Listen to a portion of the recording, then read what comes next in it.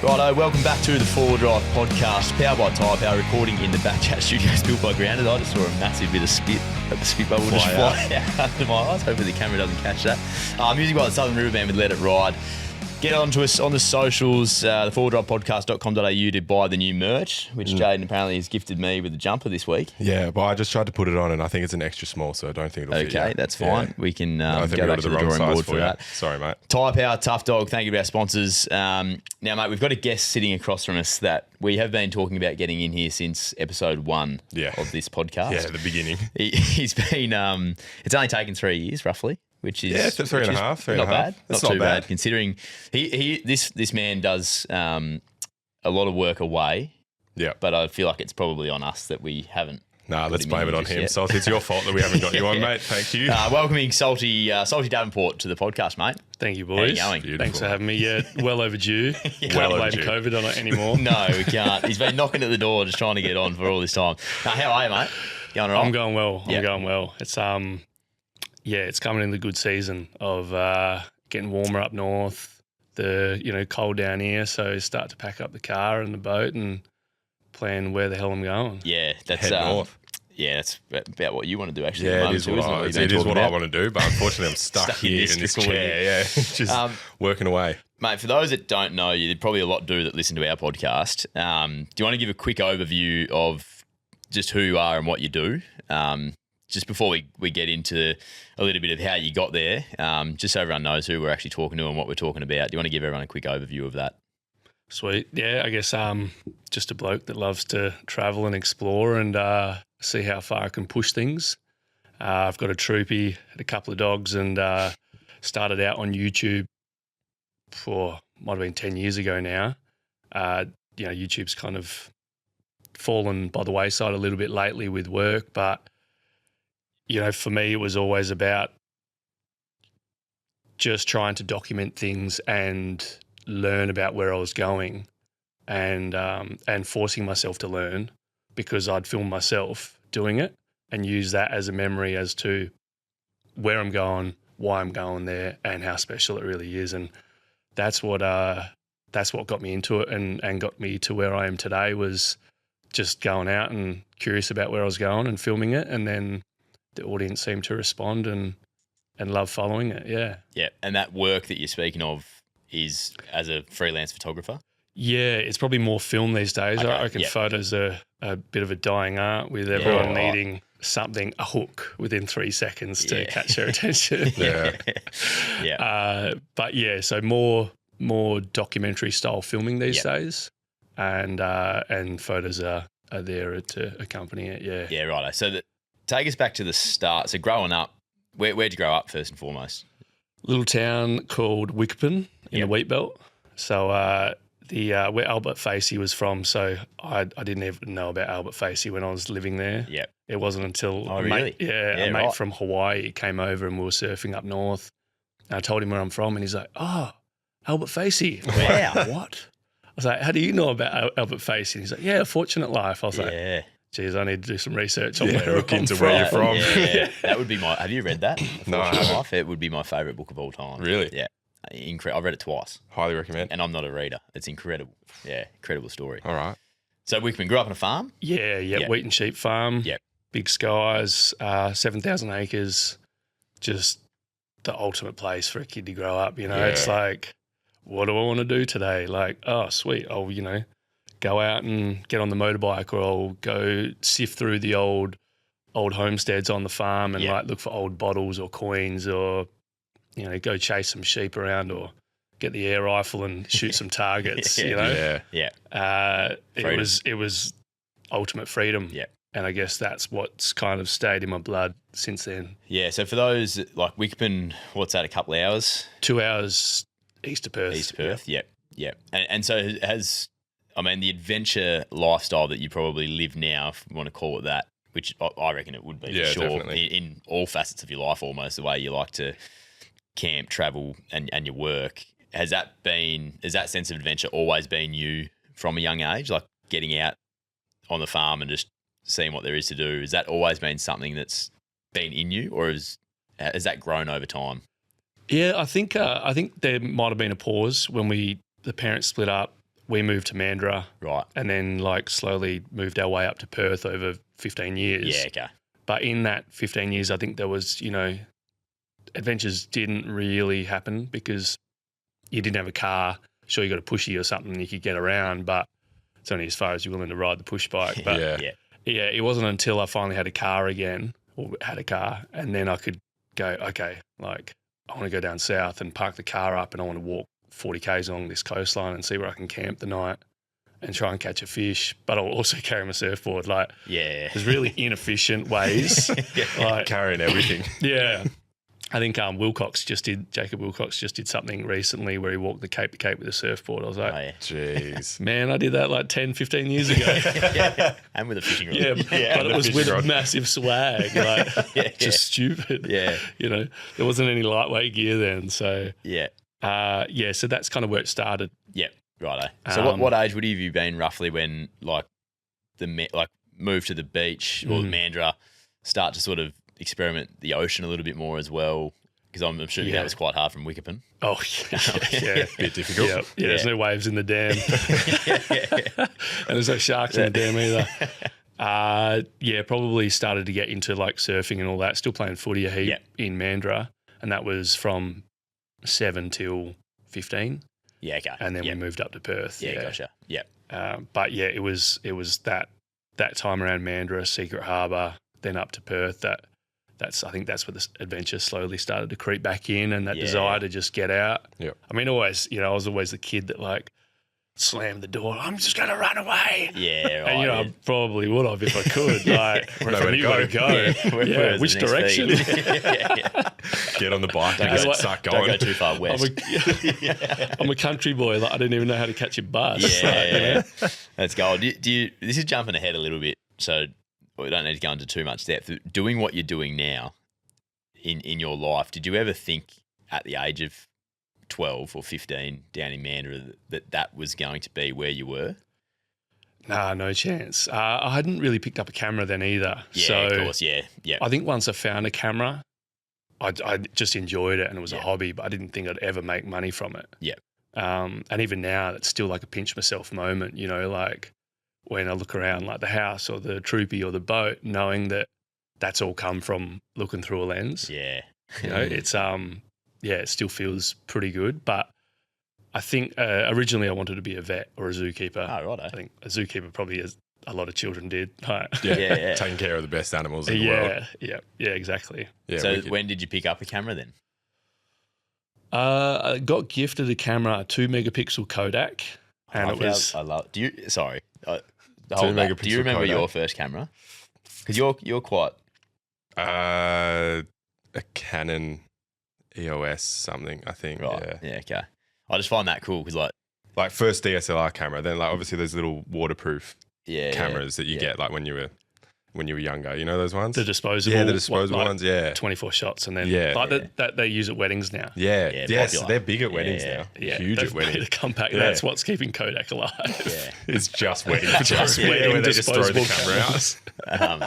So I cut in there. I just love that you remember that first camera that you were gifted. I think that's so cool. I still remember. You are now. I still remember the shots. Wow. And the screen was like this big, and there's no zoom or anything. It's just take the photo and that's it. Yeah. But if you were to put that on a normal screen now, it's resolution's like here, and you'd zoom in, and then you'd actually see massive pixels. So. It's not even good photo. No. Did that teach you how to be good at framing and that kind of photography? Because you can't adjust the zoom, you can't adjust anything. It's just point and shoot. Yeah, Did that maybe. teach you how to frame? Maybe, because I've always been one not to get like the lens that you can, a 24 to 70 mil, for example, where you zoom in, zoom out. I've always been one to now to run around and find that frame with a fixed prime lens. And maybe it was because of that. Yeah. Maybe, I don't know, yeah. No, because I'm similar. I love a prime lens over like a zoom lens. Much prefer the prime lens. I don't know why. I think it's just like you don't have to do anything with the zoom. It's just what you see is what you get. Get your focus. I like that a lot, yeah. Aperture, and then that's it. Just set it and then you're good. I thought that was really good. So was that, we were talking off air about your passion for footy growing up. You thought you were going to be a footy player. You wanted to be a footy player. 100%, man. I remember riding down. I think I was 12. And I think Ben Cousins had just been signed as like a 17-year-old. And so I was like, well, this is me. Like, sweet, I've only got 5 years to go. Right. And I remember writing on a bit of A4 paper all the dates, like every month and every day in it for 5 whole years, and then starting to cross them off. Wow. And it was until I play AFL at the top. And so I had written out 365 days 5 times, and I was just slowly starting to cross them off. That's awesome. I love that. And then, I legit, it was Ballas and I were playing together at Baldivis. Yeah, right. So we were always ruck rover, wing, and just kind of change. I mean, he was always like destined. You could see it. Yeah. I knew I'd have to work a bit harder. But, it was always him and I kind of jumping between like best games. And wow. But he was special. I remember the amount of times he used to just get flattened. Like when we play certain teams, they just line him up from miles away. Was he always like quite small as a teenager as well? Yeah. Always small, but he was already doing the full side steps and spins when we were 15. So cut above. Yeah, that's pretty. I didn't know that actually. Was he all due respect to Ballas, was he under the skin sort of type of operator back then too? Or? Oh yeah, 100%. Oh, was he? Yeah. Stuck there was a couple of times where we had to like grab some jumpers and we thought we were going to punch on. Yeah, that's gold, boy. So what kind of player were you on the field? You get a bit of white line fever yourself? 100%. Yeah. Get on the field and just like. Oh man, I've always had like kind of one hand in the fire and the other foot on the accelerator. Like go. It doesn't take much working on it these days. But yeah, on the footy field, I was just like, Were you, because you're quite tall, were you tall as a teenager then too? Not overly. I think I was like, for my age, I was like, bit above average. Yeah, righto. Yeah. But I was always wing or ruck rover. Yeah, okay. Yeah. Bit of running in you. Yeah, a lot of running. Yeah, okay. Loved it. Bit of tank. So the footy, this was off air as well. So when you sort of discovered the ocean, fishing, surfing, maybe the camera at the same time, I'm not sure. What was the sort of reasons for like now going to chase a different dream? Because you said there was a bit of a line moment where it was like, this isn't for me anymore. Yeah. We just got like called into the Peel development squad. Yeah. And I'd also found we'd moved to the coast, moved to Mandurah, and I'd found surfing. And it got to a point where I saw a couple of mates get injured and were like, out for 5-6 months. Yeah. I was like, I don't want that to be me. Like, I can't surf with a busted knee or a busted ankle or broken ribs. So I was like, I think I'm done with footy. I'd rather get barreled and, chase little adventures down the coast or up north and kick a footy around. But then, I see you and what we were chatting about before, how you're inspired by what I do. But I'm like, man, what I would have done to play footy. For context, we were sort of saying, because Salty was explaining what he's got coming up in the next 4 weeks, and I was just like, that is the sickest thing of all time. And then we were just comparing, because obviously my job in the real world is to play. Well, it's not even the real world, I wouldn't call it, but the real world to play footy. It was in the fake world. You just this is probably the real world more so than what I do. So it's just the job outside of this is very cool. It is. A lot of people. But I think we all have that were dream. saying that you probably sometimes want what you don't have in a way. Yeah, grass is always greener. I haven't been able to do that stuff. One, because I'm not talented at any of that. You're a great editor. I'm working on that. One day he will be. I touched a dial here before. You did. That was pretty cool. You did. That's just volume in the headphones as well. I think comparison can be the thief of joy with that. So don't sell me short, mate. No, I'm not, mate. I'm building you up. It's a start. But anyway. Got a laptop in front of you. My job is cool, but I do think what Salty's doing at the moment is very cool. Pretty sick. Yeah. Which is great. Yeah. Growing up in WA, is that been like a bit of that like platform for you reckon? Like, do you? This is more get around WA right now, because I know you love it. And I've seen it moving over here as a 18-year-old and living my 20s here, and just there is so much on offer for adventure, surfing, fishing, all of that stuff that we're into probably in Best here. state, Tugger? We'll go easy there. We'll let Salty describe WA for us. But like growing up here, is that been a massive part of you as well, and because you've seen the world now through this lens. So has that helped? I think WA. There's a reason it's so like, you know, there's a reason why I think people are different in WA, like in a good way. And, you know, we're so remote, we're so cut off from the East Coast where every state is only just around the corner. Yeah. You know, to get to our borders, like 2 days drive. Yeah. It's true. It's wild. You know, it is wild. And, you know, with old Mark McGowan, you couldn't leave anyway. People couldn't come in. So we really were on our own. Trapped here, couldn't do anything.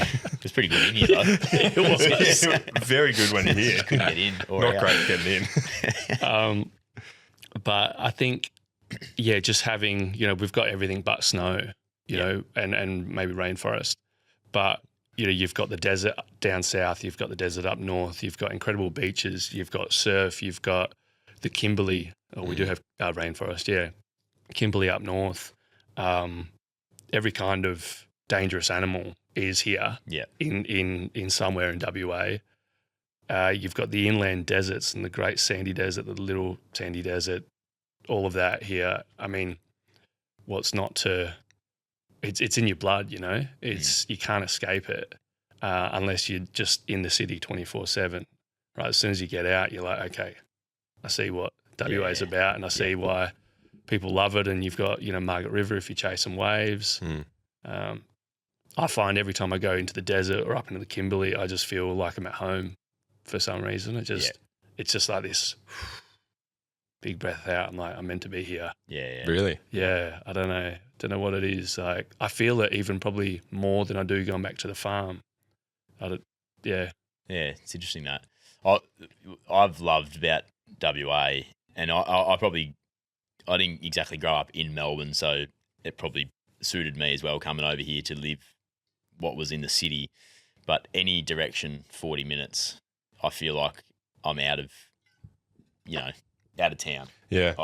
There's actually some fresh air. There's some trees, some animal life around, and it's just I don't know. I love that about WA because it's like that easy. I can be gone, and if it's for 2 hours, that sometimes is all you need. I reckon. Like even just 2 weeks ago, we had not much on. It was 4 p.m. in the arvo. Little fella needed to go down for a sleep. It was like, let's just throw him in the car. Drove to the zigzags. Drove down those with a wicked view back of the city. Yeah. And you're in amongst, like, it was literally just 25 from home. It's a great spot. That's not far away though. Nah. And I just love that about WA. And then you've got 10 hours away, 20 hours away. And you're still in WA. Within your state. It's like, it's amazing. And I think that's like my favourite part I've ever seen is the Pilbara, which is like where Jaden's grown up. I just love that. That is so unassuming through that region, which I've found a lot of WA. I even think about that lady that asked about her trip last week. Oh yeah, going down south. And then you compare Pemberton and Manjimup and Nannup and those areas down there to some of those places in Victoria that you get that along the coast and stuff like that. But we've actually got that too here. Yeah. Like it's so good mix of no everything. one's really talking about Pemberton because it's not that far from Margaret River or from Denmark or Albany, but unreal spot though. Yeah, wicked spot. There's so much variety here, which I've loved since coming I agree. over, and it's not that far away. Yeah, if you don't want to go and do those bigger, longer trips. So what's kind of forced me that the whole diesel price at the moment. I mean, I still. Oh, I'm glad you brought it up. I was going to ask you at some stage. I don't have a diesel sponsor. I'm not Ronnie. Does he still have that? I don't think he's got it anymore. No. Anyway, I think they'd be reeling that back in anyway. No one's getting that anymore. But like that whole diesel crisis at the moment, or the price of fuel, that really forced me to just look a lot closer and look just in the hills. Because I've always been one for, let's do an 8-hour drive, let's do a 10-hour drive, let's do 4.5 down to Denmark and we'll stay there for 1 night or 2 nights and come back. And, in a Troopy, it really adds up pretty quickly, especially once you put in forward driving and that as well. Yeah. And so, it forced me to look a little bit closer. And so the last 2 weeks, I've had 3 camp nights in the hills. Yeah. And just like found beautiful little spots to myself. Still feels like you're 400 Ks away. Yeah. And then it's almost an hour door to door. Yeah. Yeah. I'm like, this is great. It's $80 return in the Troopy. Yeah. Right, perfect. Pretty good. That is good. That's the thing I don't think I've done enough of is the close camping in Perth. Like I was the same as you. I just go 8 hours away, 10 hours away. I'll go to Denmark or like as far away as from the city as I can possibly get. But I don't explore the hills or things that are close nearly enough. Well, I've got a little spot then for your little on the road chat as well. Oh, Next time you want to do it and you have like one night free. Yeah. Great spot. Yeah, 1 hour. Done. Yeah. And it's all it is all you need sometimes too, isn't it? Like Yeah. to actually we You just need to we get sit out, here yeah. and complain that we don't get out enough. I know. But it's like you can leave the house at 3 or 4. Yeah. You can be back at if you need to be. You can be back in the morning Yeah. for breakfast. Yeah, I'm back at like 9:30. Yeah, because you know camping you're up at 5:30 anyway. Have a cuppa, light a fire, cook brekkie on the fire. Yeah. And then you're done at 7. You're like, oh, might as well beat traffic. Yeah, may as well go. And you've camped under the stars and got that Yeah. that I just reset. had one of the all-time nights. all-time times. All-time times. Don't mind that. All-time times. We're in it. Have you got something to go to on that? Well, I was just going to say, what was your first trip? What was your first adventure that kind of got you going? Like whether it was with your parents or a family trip or by yourself, what was the first thing that kind of got you hooked on adventuring and camping and that lifestyle? I think we didn't really camp. Like when you're on the farm, like You got the farm. you're on the farm anyway, right? And then we were in Mandurah. My mum used to take us. There's a tiny little Suzuki Swift. My 2 brothers and I, and our 80-kilo Rottweiler. Jeez. Right, the Rottweiler would always have the front seat because it was the biggest. Yeah. Right, Which is fair. So 3 of us Huge. boys. That's a huge Rottweiler. Three of us 80 boys. kilos. 1 tent in the back.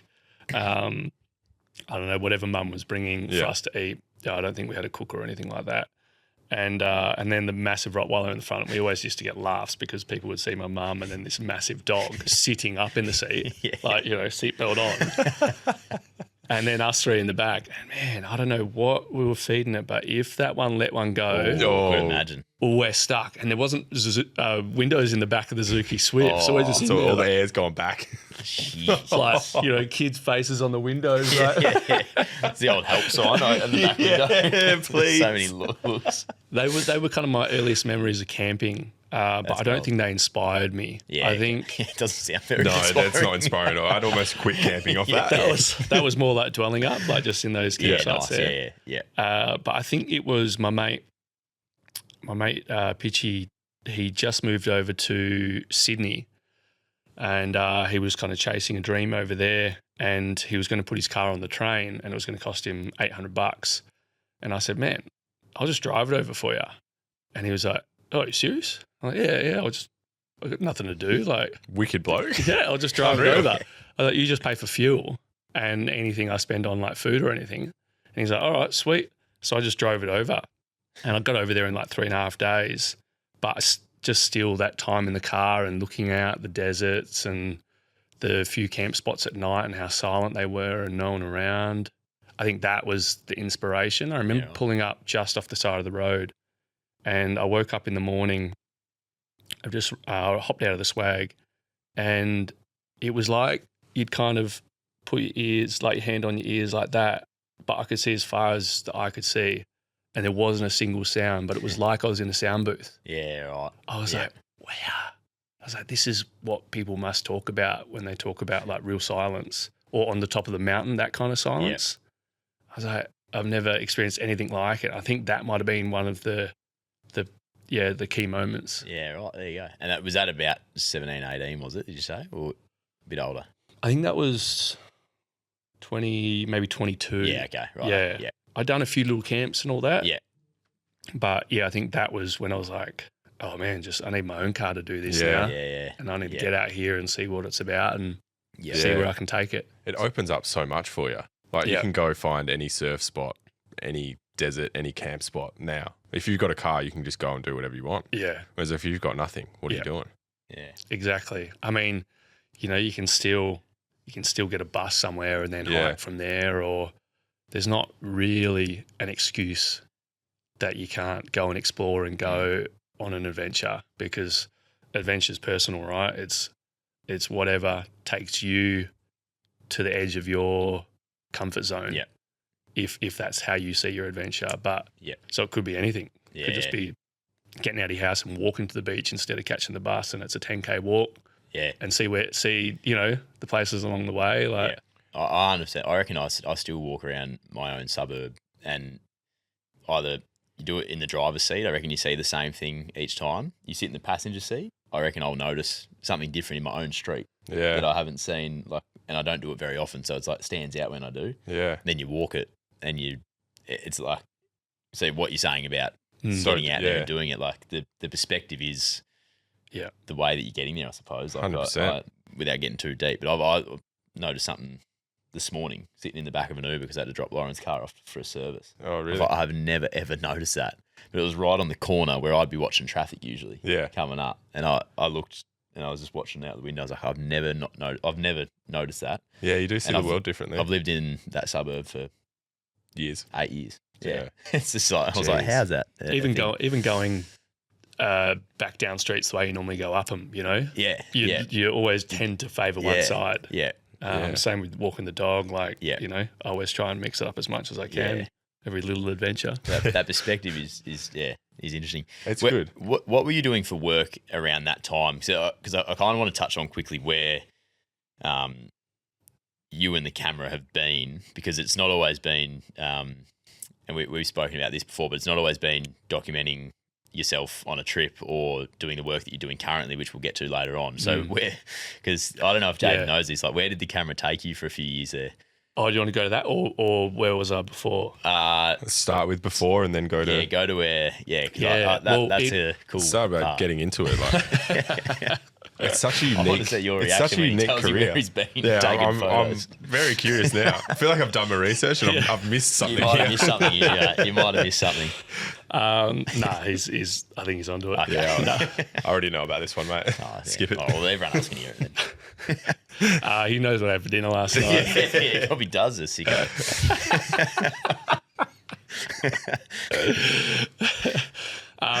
So I went to university, thought I'd give this a crack. Yeah. Actually, no, what did I do first? No, out of high school, I just started doing labouring work, like landscaping. Yep. Did that for a couple of years, on and off, and then got into construction as well, like shutdown work. So, companies would fly up north, or a lot of mine was along the Kwinana Strip. Oh, yeah. Go down there, you do 13 days on, 1 day off, 13 days on, 1 day off. Yep. And you're doing 12-hour shifts every day. But for me, this was like the dream job, because you do it for 2 months, and you, as a 18-year-old, you're so cashed up. Yeah. I was like, man, I got 25 grand in my pocket. I'm just getting straight on a plane going away for, 6 months. And then you get your tax return while you're away. You're like, this is the best thing ever. 100%. And that was my income. Never had this much money. Yeah. And it was that for a while. And then I was like, this isn't for me. Sure, it's good to have a steady income. But so I went to university, got a degree for photo and film. And part of the reason I went to university is because, take that back. Got the degree with photo and film. Just before I finished, someone told me that you can go overseas if you're within a year of finishing your degree, you get a J1. Yeah. So you can just go to America for a year and try and work, or you can at least just live for a year and then come back. And the aim with doing that is you try and get sponsored while you're there, and then you get your O1, which is you can basically live there and you're getting paid by an employer. Right, okay. And so I applied, got my J1. I was like, sweet, I'm out of here, going to New York, and I'm going to try and work as a photographer. Right. And so I moved into a joint in Williamsburg with 2 mates that were also moving over at the same time, and got there, and I was just like, all right, shit, now what? I was like, how do I even get into this industry? I'd met a woman who was actually working with Terry Richardson, he's shot all those Pirelli calendars, and I don't know, probably got caught up in the whole, just doing the wrong thing. Yeah. And so she was like, I can get you in with a few different photographers and get you assisting. So there I was in Williamsburg, living there, and then I'd just, skate down the road, get on the train, get into Manhattan and go to these photo shoots. And it was epic. It was wild. It was eye-opening.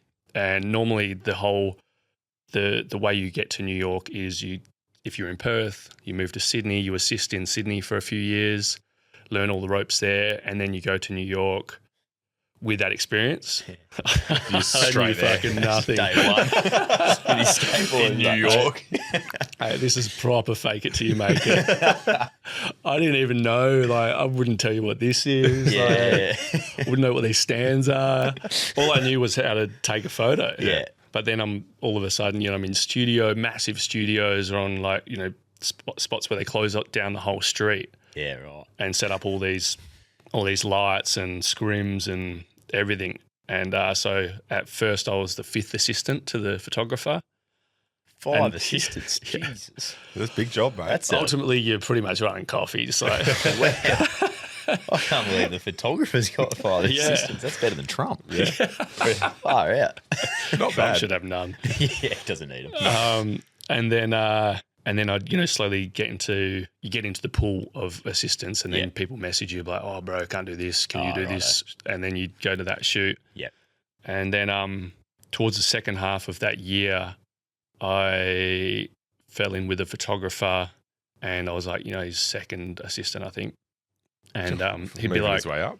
I'd be out having a big night with a bunch of people, and I'd kind of met a promoter over there, Russian promoter. So he was always hitting me up because he knew I'd had friends with models. I was friends with models in Brooklyn, and he was like, "Man, bring a girl or a couple of girls and come out, and it's a Monday night." Yeah. And you go out to this amazing restaurant and everything's paid for except for the tip. And that's the whole thing, because you're bringing beautiful people, and then that brings people. And that was their whole business plan.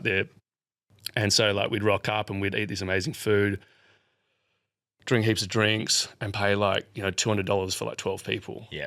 And then he's like, "All right, cool, let's go to the club." And then you just bounce your way to these different clubs, and you go into the club, there's no lining up. You'd go downstairs, there's 10-litre bottles of Grey Goose and Belvedere and everything just lined up there with all your mixes, and you're with 15 Russian models. I'm like, this is pretty hard. This is tough going. And so that was that was Monday, Tuesday, Wednesday, Thursday during the week. And then as a local, you wouldn't go out on Saturdays, because then that's when all the Jersey crew would come over and just fill up the city with Jersey people. Yeah. Is that bad? What's Jersey people? Oh, just they've just got a bit of a stigma. Yeah, okay. Yeah, it's the whole, Jersey Shore, bit more jock-esque. Yeah. Arrogance. Real dolled up girls instead of your rocker kind of jazz Manhattan girls. Yeah, right. So, and then, while I'm out, I'd get a message like, "Oh, mate, 5 a.m. in Queens, send me the address of the warehouse." So I rock up there, hungover, go upstairs, and he's like, "All right, we're just shooting this girl, and she's a Victoria's Secret girl. We're just shooting her on this mattress in the warehouse, and there's nothing else around." And I'm just with the reflector, just bouncing light. I'm standing directly above her, right, hungover as fuck. And she's laying on the bed in a G-banger, right? And she's looking up at me and she's like, "Is this okay? Is this okay?" I'm like, and I'm sitting there going, "Am I getting paid for this shit?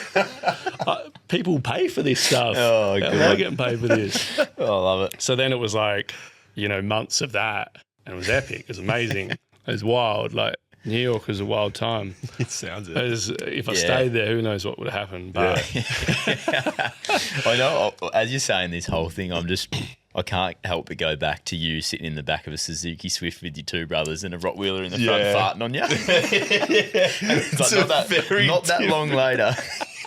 You are in New York just rubbing shoulders with the big dogs. Very good. That is a journey. It was a big, wild transition, that one. But while I was there, the whole time I was just thinking man, I miss Australia. I miss the desert. There's something about a big city, all right? There's so much going on, especially in New York, that it's such a distraction. It's a sensory overload every day. But I wouldn't really crave the surf too much or anything too much, because every corner you turn, there's something fascinating going on. Yeah. Like I used to get my camera on days off, little film camera.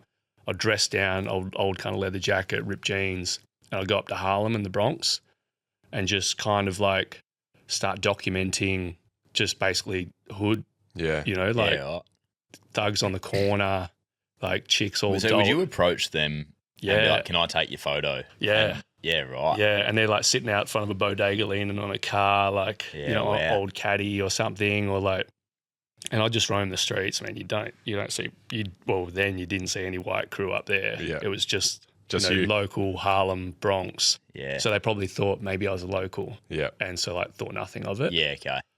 And it was. I'm going to assume you weren't wearing like your hat and your Nah. blunnies. Nah, I think I was wearing Converse, ripped jeans right, and yeah. and just hair, and had a bit of a beard as well. Yeah. And I'm like, oh, hey boys, how are you? Like, can I take a photo of you? My whole plan was to do a uptown, midtown, downtown photo book, and the whole contrast between it, because downtown's all your suits and your ties and Wall Street. Yep. Midtown's tourists, with socks and thongs on and like heavily overweight and just walk around with a massive sippy cup and stuff. And then uptown's like, just guy walking around with a massive stereo on his shoulder. Yeah. Like, even though iPods had just come in and all that stuff, is still just boombox, boombox, and it just felt real up there. And I think that's maybe why I went up there and craved it. Yeah. And hit up these people and go, yo man, you a cop? Why the fuck you want a photo with us? I'm like, nah, mate, do I sound like a cop? And he's like, yeah, but what you doing up here, huh? You for real? You know you can't talk shit. I'm like, I'm not a cop, mate. Like, I am 100% not a cop. And I'm like, tell them my idea, and they're like, all right, bro. All right, you check out, bro. He's like, how do you want us? He's like, can we show gang signs? I'm like, fucking oath. Like, Do whatever you want. Wow, that is crazy. There was one where two girls walked into a shop and they were all dressed up and had like gold necklace, like bitch or whatever it was, or right. big nails and everything. And they walked out, and I was like, hey, can I take a photo of you guys? And they're like, oh, of us? Sure. Like took photos, and then this is all black and white film. Yep. And then they're like, what you doing tonight? I was like, oh, nothing. Just I'm going out with the Russians. You want to come? Dinner paid yeah. And they're like, oh, you should come out with us. And I was like, oh, shit. I was like, where's that? And they're like, oh, we working, we're going to get our nails done now, but then we working later. I'm like, oh, where at? And they're like, place called Heavenly's. I'm like, right. And they're like, don't worry, we'll look after you. I'm like, went back to Brooklyn, Googled Heavenly's. Latest thing about it was 4 people shot outside of Heavenly's. I was like, not with the camera, I'm assuming. Yeah, maybe Heavenly's. Maybe Heavenly's. Yeah, means a different thing. Yeah, fly. Yeah. Oh, this is where you're going after you go there. Yeah. We'll take care of you. It's all good. Entry. That's white wild. boy coming. Might have money. It was those dudes that you photographed before setting up, I reckon. So how long was that part of your life then over there? That was 1 year. 1 year, But right. felt like a couple. Yeah, righto. Yeah. Crammed a bit in, obviously.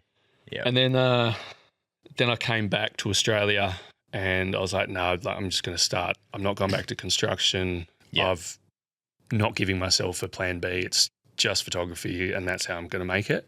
Yep. And started to hit up all these companies on Instagram. Had just kind of started. So I was like DMing like maybe 150, 200 companies a day, just saying, hey, if you want me to shoot your stuff in on girls in Perth or up in a location where, you wouldn't otherwise see your product and it would just look amazing in that location, let me know. And, you'd get 100 not seen or 100 seen and no response. You'd get 5 that are maybes, and you get maybe 2 out of 200 that are like, oh yeah, sounds good. I'm like, well, this is how it's going to be. I just got to keep on chipping away at this, and eventually getting, a bit of a catalogue of photos for where I want to push things. And they'll be like, oh, awesome. Well, we can send you, some bikinis as payment. I'm like, I'm a guy. Would love them. Thank you. And yes, I'll take them.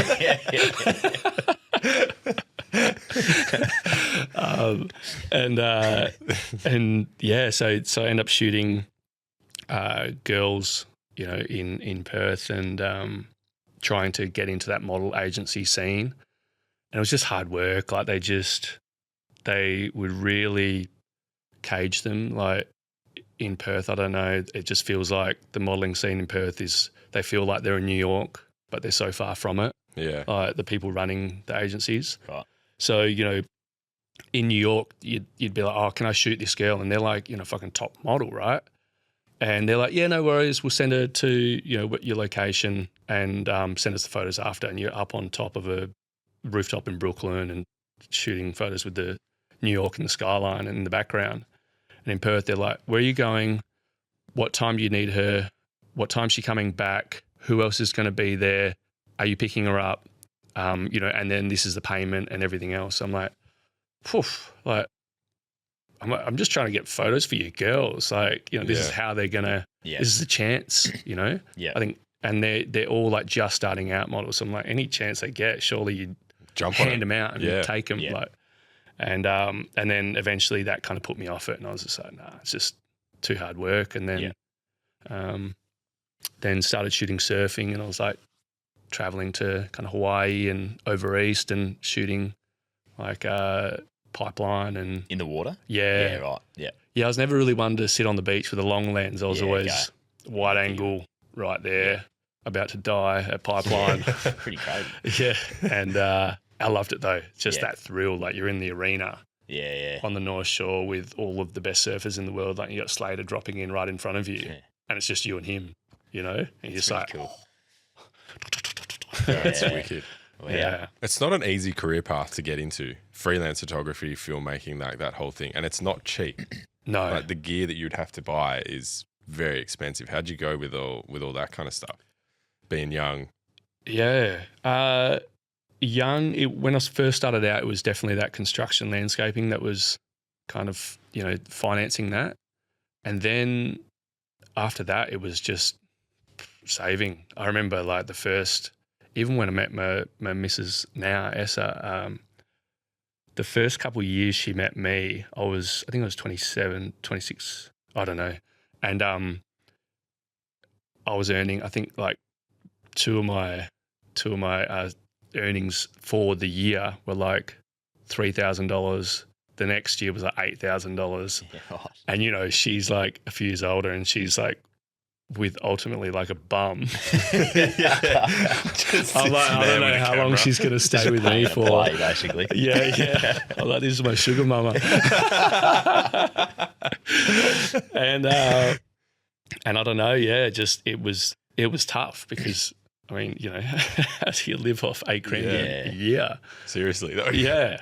And I somehow made it work, and, you know, slowly it gets more and more and more. And then you get to a point, you know, where you finally hit a milestone. You're like, shit, I can do this. Yeah. Like, people are paying this much to actually do what I love. Yeah. And trust me to shoot, you know, what they need to increase their brand as well. Like, Did you have like we'll get into, because I've just realised we're on the Forward Drive podcast. Yeah, but I'm no, loving yeah. this too much, so I don't want to talk about it. Was there a breakthrough moment with with that stuff, or was there a breakthrough contract, for want of a better term, like, or was it just layers that over time built up to be able to support you? yeah, I think layers. Yeah, okay. I think layers, but there was a couple of big clients that came around that helped me Yeah. start to pay for everything. Like Bank West was my first big client, Right. but that was a few years in. And I think that helped me to buy my Troopy. Yeah, okay. Yeah. Yeah. Great So- segue. Yeah. Great And that's thank you, Bank West. Yeah. Shout out Proud Bank West. sponsor. Yeah. Love Bank West. So yeah, that takes us into the Troopy. Is that the first four-wheel drive basically that you went and bought? Nah, so when I met my missus, her dad was selling a Navara, Oh, right. a D40, yeah, I can't even remember now. Yeah. 40D. And that was, he was selling it for like $8,000. And I think it had 80,000 or 100,000 Ks on the clock. And I'm like, Yeah, absolutely. Like, and so we actually. She said to her that she said to her dad, "Can we take it for a test drive?" And he's like, "Yeah, sweet." So we took it for 2 weeks up to Nalu, and then it came back. And I was like, "Yeah, I'll buy it." I'll take this one. Thanks, mate. Something happened up there. Yeah, she works all right. Yeah. And that was it. So it was a couple of years. S was over east, and I was like, once again, I was like, I'll drive across and come and see you. Yeah. Didn't have money for flights, but I'll drive the Nissan across, and I'll stay with you for a week. Did that, and then she flew home, and then I was like, Sydney's kind of fun. I might stay here for a bit. And she's like, are you serious? I was like, well, I don't have any money to get home right now. So I was like, hustling again, trying to get sponsors and trying to get enough kind of money to be able to get me back home to Perth, because I got over there, just couldn't get back. And then my first big sponsors in the four-wheel drive industry were Austrail, Dunlop Volley, and Remedy Kombucha. Right. So they financed my whole trip back to Perth. Wow. Remedy Kombucha was like, they're huge now, but they'd only just started out. Right, they were a couple months earlier. So we were their first campaigns. Wow. And they sent us 16 cases of kombucha, and we had a back of a Navara, so we could only take like 3, and the rest was my mates. I was like, "Here you go, bro. I hope you like kombucha." Enjoy. We got 30 pairs of Dunlop Volleys. Wow. Because they wanted all these different product shots. So we had, the car was just full of product. Yeah. And Austrail sent a truck of gear. So this Navara had nothing. They sent a roof rack. They sent all the holders, all the mounts. They sent all of the camping gear, chairs, swags, cooking gear, pots, pans, everything. We're like, oh my God, this is it. This is the start right now. And then, we drove back across Australia, and just that camera didn't stop. Wow. And that's where I was like, okay, I reckon I can make something out of this. Right. So that was almost the avenue then into like the full drive adventure space was that when your YouTube became a thing as well, or was that already going? I think no, YouTube wasn't started yet. Okay. I think I started that with Troopy. Yeah, gotcha. So there was like 4 years before with the Navara where it was just, shooting stuff for Facebook and shooting stuff just because, and still mixing that with my surf trips. So getting a bunch of boys, we'd go up to the desert and we'd just camp out for a month and shoot that kind of surfing meets camping meets adventure. Yeah, okay. And then that's when you start to get eyes on your work, like Monster Children, who have that lifestyle, Surfskate magazine, and Corona were doing like stories on the road then. So they were kind of getting in touch, and then we'll send you beers. I'm like, amazing, like we need beers. Yeah. Love beers. We'll take them. Yeah, and then that's kind of how it started. Yeah, right. There you go. So take us to the Troopy now, because that's still your vehicle to this day. It is. So when did that come along? And then, talk about the early days with that thing and where you took it and what you started to, I suppose, modify on it as well to do what you wanted to do. Yeah. Well, I guess out of the boys, the WA boys, when we're all kind of starting out together, like Ronnie and Harry and myself and a few others, I think I'm the only one that still has the original car. I would say well and truly. Yeah, Ronnie definitely doesn't. Ronnie doesn't even remember how to spell then. No, not even sure. No, he does. He just forgets how to spell V8. Yeah. Say that. Forgets the rumble, the rumble and the uncomfortable drives. Yeah. So I got the Troopy, and I was like, all right, I'm gonna start a YouTube series. But like I said, it was more for me than it was for YouTube. Yeah. Like Harry hadn't even started a YouTube at Fire to Fork yet, and we're all still just doing that Instagram thing. And I was like, all right, well, started putting my finger on a map and going out there, and the whole thing was I wanted to learn more about these places, the history, Indigenous history, white history, bush tucker, birds, everything you could possibly know. Everything I could find about these areas, and the beauty about these areas and the sad part is that there's not much history. So you go out there and you kind of feel like you're almost discovering it for the first time, and you're trying to work it out with your own knowledge. And that's kind of where the first few videos really lent into I guess, a particular audience because they were like, oh, this is fascinating. It's not the fast-paced, quick-cut stuff that you see today. And even back then, there was a lot of that. It was more long-form, 40 minutes, and sit and just watch and being on that journey with me. Yeah. And that's kind of, I don't know, it kind of snowballed. And, you start to get a lot of people seeing you when you're out and they're like, man, love your channel. And you're like, what? Are you watching my channel? Like, it's a weird feeling. Yeah. And I still get it today, and I haven't posted anything for, must be almost, 6 months or a year. And, just nonstop. When he putting up something, like I was over in Europe, same thing, like, hey man, love your channel. I'm like, what? Yeah. You're a Greek man living on an island. Yeah. Like, have you been to Australia? No, but I want to go one day. Through you, your videos inspire me. Yeah, and I think that's a beautiful thing about YouTube is it is such a community, and that has definitely helped me to keep going because for me it doesn't pay the bills, not even close. Doesn't even pay the fuel, right? Because I don't post enough. Algorithm, if you're not posting enough, it doesn't push people to you. Yeah. And so the less you do, the more long form you do, the less interest it gets. And so it's hard. It's hard to keep chasing it. Yeah, no doubt. So the on the Troopy, was it straight away you started to modify that, or were you just like YouTube and whatever was going on in your life at the time was just out of a stock Troopy? It was. No, I think I'd put a few things on the Troopy by the first one. Yeah.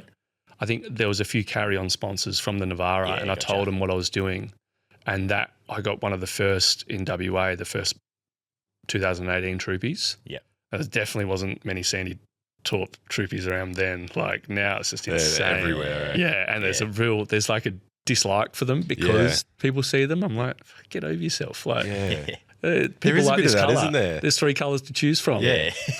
Why don't you hate on white when there's 10 million white Troopies, Plenty of white cars. There's not that many Sandy cars going around. But there's some people probably hate on Teslas as well. And true. But, something.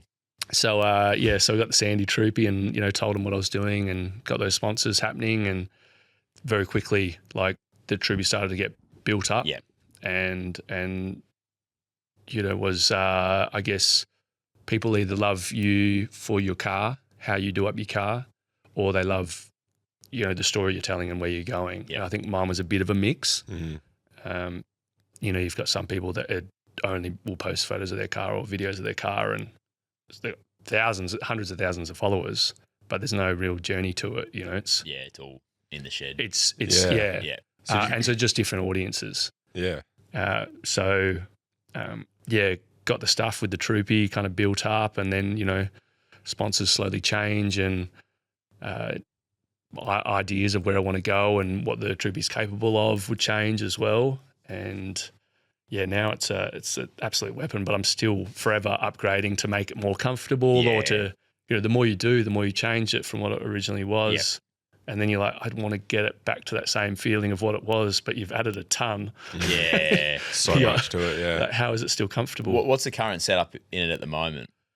At the moment, I've got, underneath I've got all Superior Engineering. Yep. So I replaced... You did the track correction, didn't you? I did the track correction diamond diff housing. Yep. Which is, it was a good idea to do.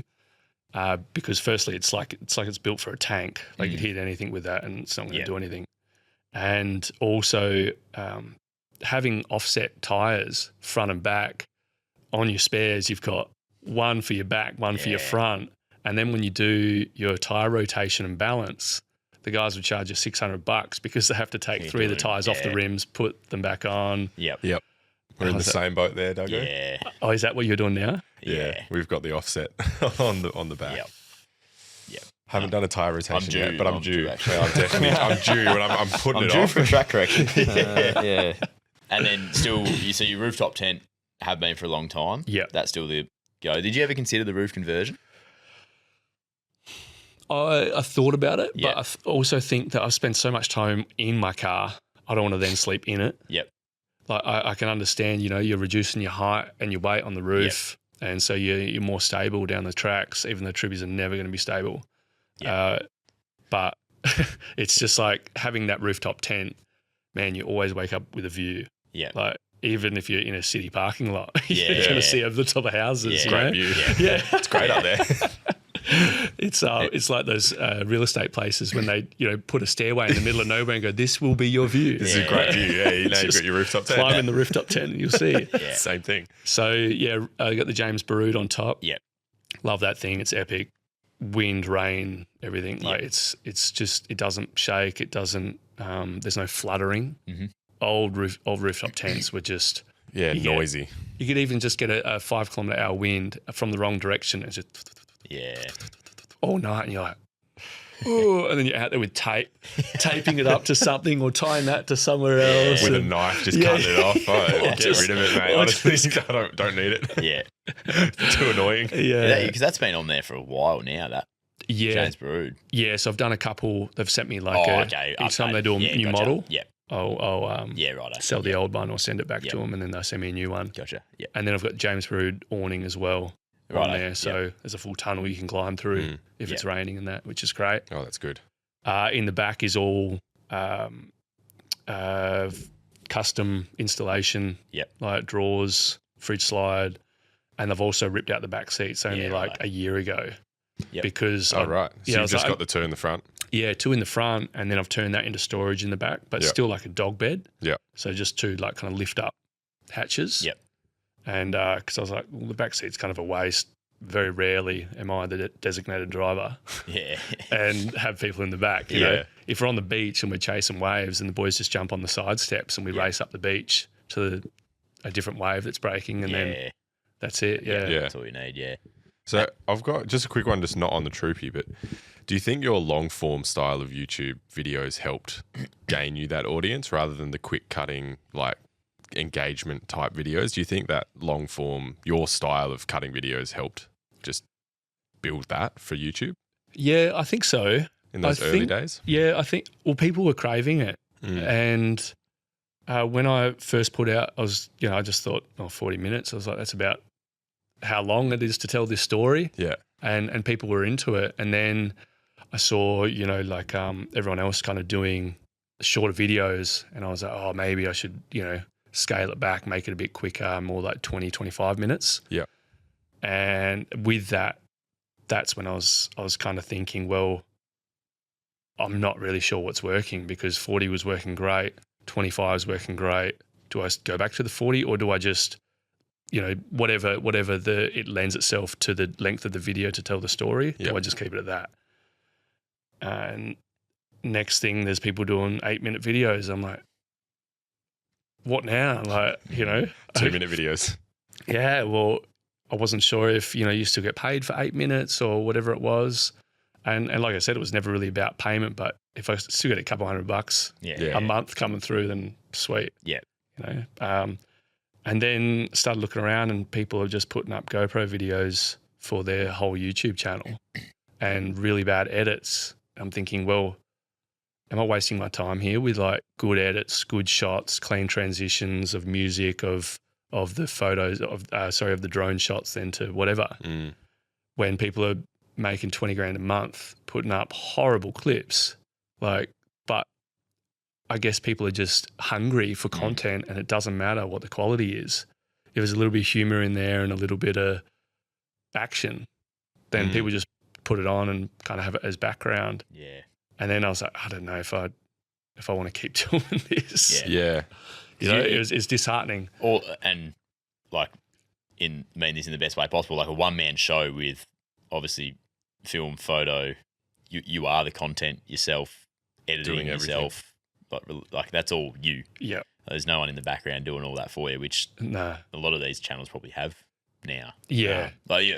Ronnie needs it. Like Yeah, he needs team. that to Yeah. get his stuff out there Team weekly. of people, So it's like, to do it. that's probably the other part where I didn't notice until we went on our trip how much work goes into actually getting, because every Sunday I'll turn on YouTube and watch a few videos that get released and whatever, and I don't realise how much work actually goes into just the filming and the photo part of it. Like that It's a blew fair my bit. mind. It's a fair bit of work. Yeah. And then you see the video that it goes into, it's all packed into half an hour. And it's like, wow. Yeah, but just imagine Salty with the 600 mil setting up by himself. 600 on mil the was like hill, my trigger word on these 4 trips, kilometres eh? away, and then driving through. As soon as I heard 600 mil and I was standing next to the boys, I was like, no, don't do it to me. Because I just knew I was reversing like 2Ks back over those corrugations.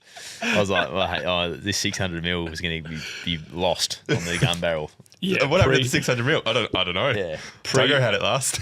Pre-drone, where you had to drive up, set up the tripod, put the long lens on, reverse back, and then race back past it, and then stop, spin it, reverse back, so then you'd get the passing Going shot as past well. shot. Yeah. And now it's like drone, put it there, get the drive shot, pivot the drone, Yep, Yeah. drive through. no more running back to the car. Game changer, the It drone. would have taken us. Game changer, Would have the taken drone. us 4 weeks. You would have given up. We We would would have given up, got sure. 3 or 4 They're still shots. stirring me up and about that the would be 600 mil stuff. They're like, they're trying to pull the piss out of me all the time, still about it, and I'm just like, don't. Well, fun. Mate, I'm with you. I'm in the same. I feel you. Yeah, but you're a photographer. Like, you get it a little bit more than I do. It was hard for me to understand at the time until I saw Till you the saw product. I was like, I get it now. That's probably the other thing. Like doing photography and videography stuff. Like you know exactly what you're getting. Yeah, You know the yeah. shot that you're going to get at the end, and you're like, okay, this is worth it for it. But you're like, no idea. at the Like, time, this is I the was worst like, thing I've ever done. Well, Like, But the 600 mil with the 2 times converter. Are we going to Yeah, go? Duggo, go are we back gonna a go that way kilometre. anytime soon? just go back 2 or 3, mate. Just I keep was going like, until we well, tell a you to couple of stop. times I was like, that section there. I was like, barely could drive it forward. Want me to do it in You want to reverse? reverse back over it? Yeah. Rock crawl, Sweet, reverse, back down here. Just and go then down, set up mate. the Yeah, camera, yeah. low, wide. Thank God diesel wasn't $8 Oh, or yeah. at the time. No, we wouldn't be doing anything if that was the case. No So chance. with those 40-minute videos, I used to go out for a week straight, about a week, sometimes 2 weeks, film the video, come back and edit for 2 weeks straight. And that would be 2 weeks if I got the intro right. I find with video editing for that kind of stuff, once you get that good intro, the rest you can kind of stack on. Yeah, But I agree. getting that intro, sometimes I'm like, man, I can't do this video because it's not feeling what it felt like to be out there. Yeah. Yeah, righto. And I think so. I was too particular about those intros and really wanted it to be cinematic, you know? Yeah. Yeah. I wanted it to be able to be put in a cinema and people go, wow, this is shot really well. Yeah, right. Yeah. I didn't want it to purely be A YouTube video. yeah. Like, I mean, I just wanted to change what YouTube videos were for me rather than, and now it's like there's no, there's a sign on your phone on Instagram now. Turn your phone sideways. Yeah, turn your phone sideways. I'm like, what? You need to tell people this? Is that Times have changed. Oh, yeah, yeah. you don't know. so you can turn the Instagram. People like post videos so they're portrait, And- and then halfway through it'll just go, oh yeah, by the way, turn your phone landscape, and you turn your phone landscape, and the whole video like rotates across. And so people, even like just one's Yeah. landscape, just posted landscape, and it doesn't rotate when you turn it. People have to be told like to turn your phone sideways. Don't just turn your head like this. I'm like, that's when we lost it. Next That's minute the you see point. me, That like, was Yeah, Duggo. that was wow. that was Great video, Salty. that was the tipping point for me. One video that stands out to me of yours was the Vespa Yeah. trip. That Yeah, you I was did. gonna say that. I found that so good. Just if you haven't seen that, go across to Salty's YouTube and have a look at the Vespa trip that he did. 'Cause it's pretty cool. When he got stuck on the rock slide, it just makes me laugh. Eh? It was so good. That was done so well. And then I think Really you get well like shot. a little bit, because I think for like forward drive crew that you want to go and watch these videos, but then they see you doing this on a Vespa, but because of the quality of like some of the shots, and then like I find a little bit of humour in that like you're bogged on a rock. Like I just find that it's worth a look, and you get a bit of probably insight into what Salty's talking about here. And I like that you did all your own stunts as well. That was probably the biggest thing for me. Well, I like that you think I did all my own stuff. yeah. It all worked. Well, That's gold. Yeah, that is gold. was just a little one night thing, and I was doing a shoot for Aaron Williams, and I was like, well, why not I'll just do it on the motorbike, on the Vespa, and make it full Italian style. Like, if I didn't say that, 'cause everything was I was great. like, right now I've got this image in my head of that video, and I don't even know if it's like just an image that I've created or it was actually like that video image. But all I can see is like you on that, and then AI creating like little like northern Italian village around you and like just like popping up around you and just like salty just like, getting stuck in a cobblestone. Yeah, there is. Yeah, as you go through the hills, there's an Italian, that little Italian countryside spot. Completely forgot about it. Really like, worth checking out. That's what I'm picturing right now. But anyway, it takes you to another place. That's what I mean. So how'd that come about? You just would RM Williams. You had a shoot with them, and you had the Vespa, and you just like, you know what, I'm going to do this. Yeah. Or did you want to try doing something on the Vespa, or just? I think I did want to do something on the Vespa. I was just looking for alternative YouTube videos and just something a bit more fun. So at the same time, I was packing. I think I wanted to go camping, but pack everything I needed just under the seat. So whatever fit under the seat, that's all I take. Yeah. So it's only enough for just a bigger than your helmet. Yeah. And so, you know, I had all the Sea to Summit kind of lightweight gear, so I had my tent and my but it was such a cold night. It was like -2 camping on this granite. Like camping on granite rock is the worst idea. It obviously keeps the heat during the day, but then at night it's like you're in a fridge. And I had all lightweight gear and, you know, just this sleeping bag that wasn't enough. And the whole night I'm in there like this. I didn't even take a flyer for the tent because I didn't want to take up extra space. So I was just like, put on my leather jacket, like RM leather jacket at night and put on my boots and like crawl back into the sleeping bag and went to sleep. In the morning I wake up and, you know, all the steam coming out of your mouth and great night's sleep. Yeah, you know, perfect. One of the best nights ever. Yeah. Bullshit. Comfortable gear when you get through the night. Yeah. But yeah, I just thought, you know, I can make something fun and unique out of this. And sure enough, like got all these followers from like Germany and all these Vespa shops started following my YouTube. I told you we can do it. Not realising it's a one-off. But now I've got a Mini Cooper as well. Oh, that'd be cool. And so I'm going to do the same with the Mini. But put the James Baroud on top. I wanted roof racks on a rooftop. And Mrs. was like, no, it's not happening. You know, you can get like single, I brought this to the boys the other week. Single rooftop tents. Yeah? Yeah. You leave probably not on a Mini Cooper, but you'd leave a little bit of space on a four-wheel drive to have access to your roof rack still. Or you just take a swag. Yeah, we discovered that there was no real point for one, but I thought it was pretty cool when I saw one on a car on the freeway, and I was like, well, hang on a second, that's half a tent. Wait a minute. And then I came in with this like, this is going to be the best thing. The boys will love it, and then they just shut down every single like thing that was positive about it and made me realise that that's probably just a shit idea. It's just Baz. It's just Baz split up with his missus and she wanted half the tent, so he put a grind. It's going straight through it. 5-inch cutting disc through it. It's just a James. Yeah, the missus got a Baroud. It's just a James. What's that? Oh, it's a James. It's a James rooftop tent. Oh my god. I mean, the other YouTube video that I was looking at on your channel was the Salty Paws, the walk that you did. Yeah. How did that one come about? Because that was early days, wasn't it? That was early days. So I watched Into the Wild with Emil Hirsch when I was younger. Oh yeah, great movie. And that was also another like big kind of influence. Big influence.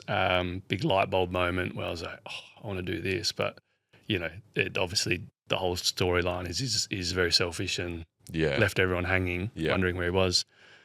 But that inspired travel and adventure and stuff. So I decided after watching that film, I remember it was in the same mate's house that I drove his car across Australia. Oh yeah. And I said to him, I'm going to walk across Australia with a dog. The moment the film ended, I was like, I'm going to walk across Australia with a dog. He's like, no, you're not. I'm like, no, I am. And then so I went to Shenton Park Dog Refuge, started looking at dogs, and they're like, oh, there is one other dog here that's being fostered at the moment, like a little puppy. I was like, can you bring him in? She's like, yeah, we'll chat with the owner. And, the owner can bring him down now. And I was like, amazing. Brought him down. I was like, immediately just fell in love. I was like, this is the one.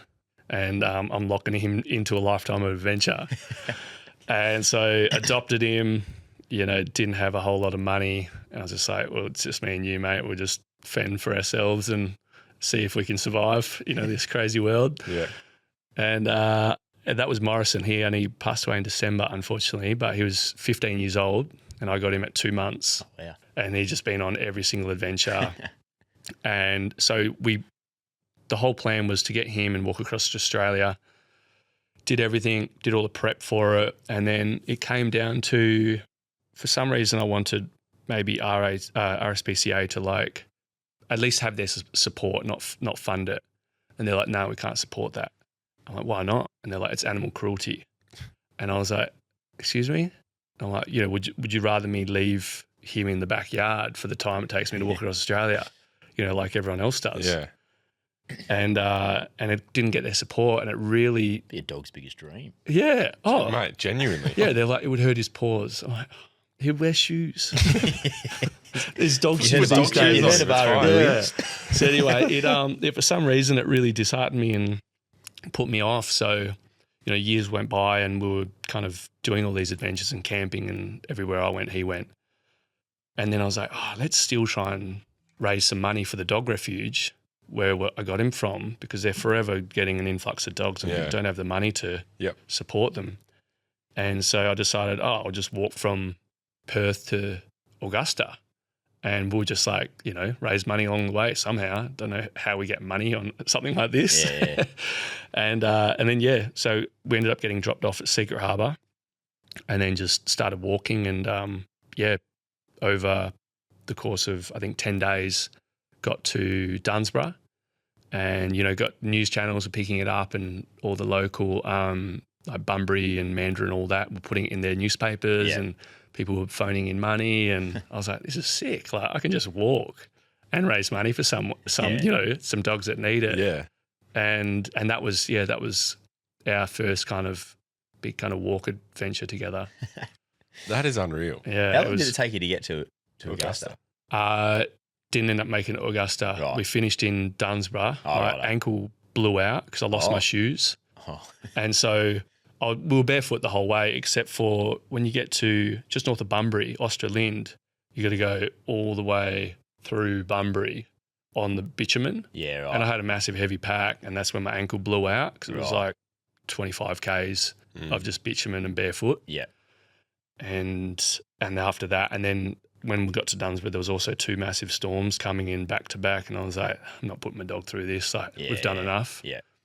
And went to Shenton Park and gave him the big check and nice. got all the photos. So, Beautiful. yeah. So have you got plans to walk across Australia still?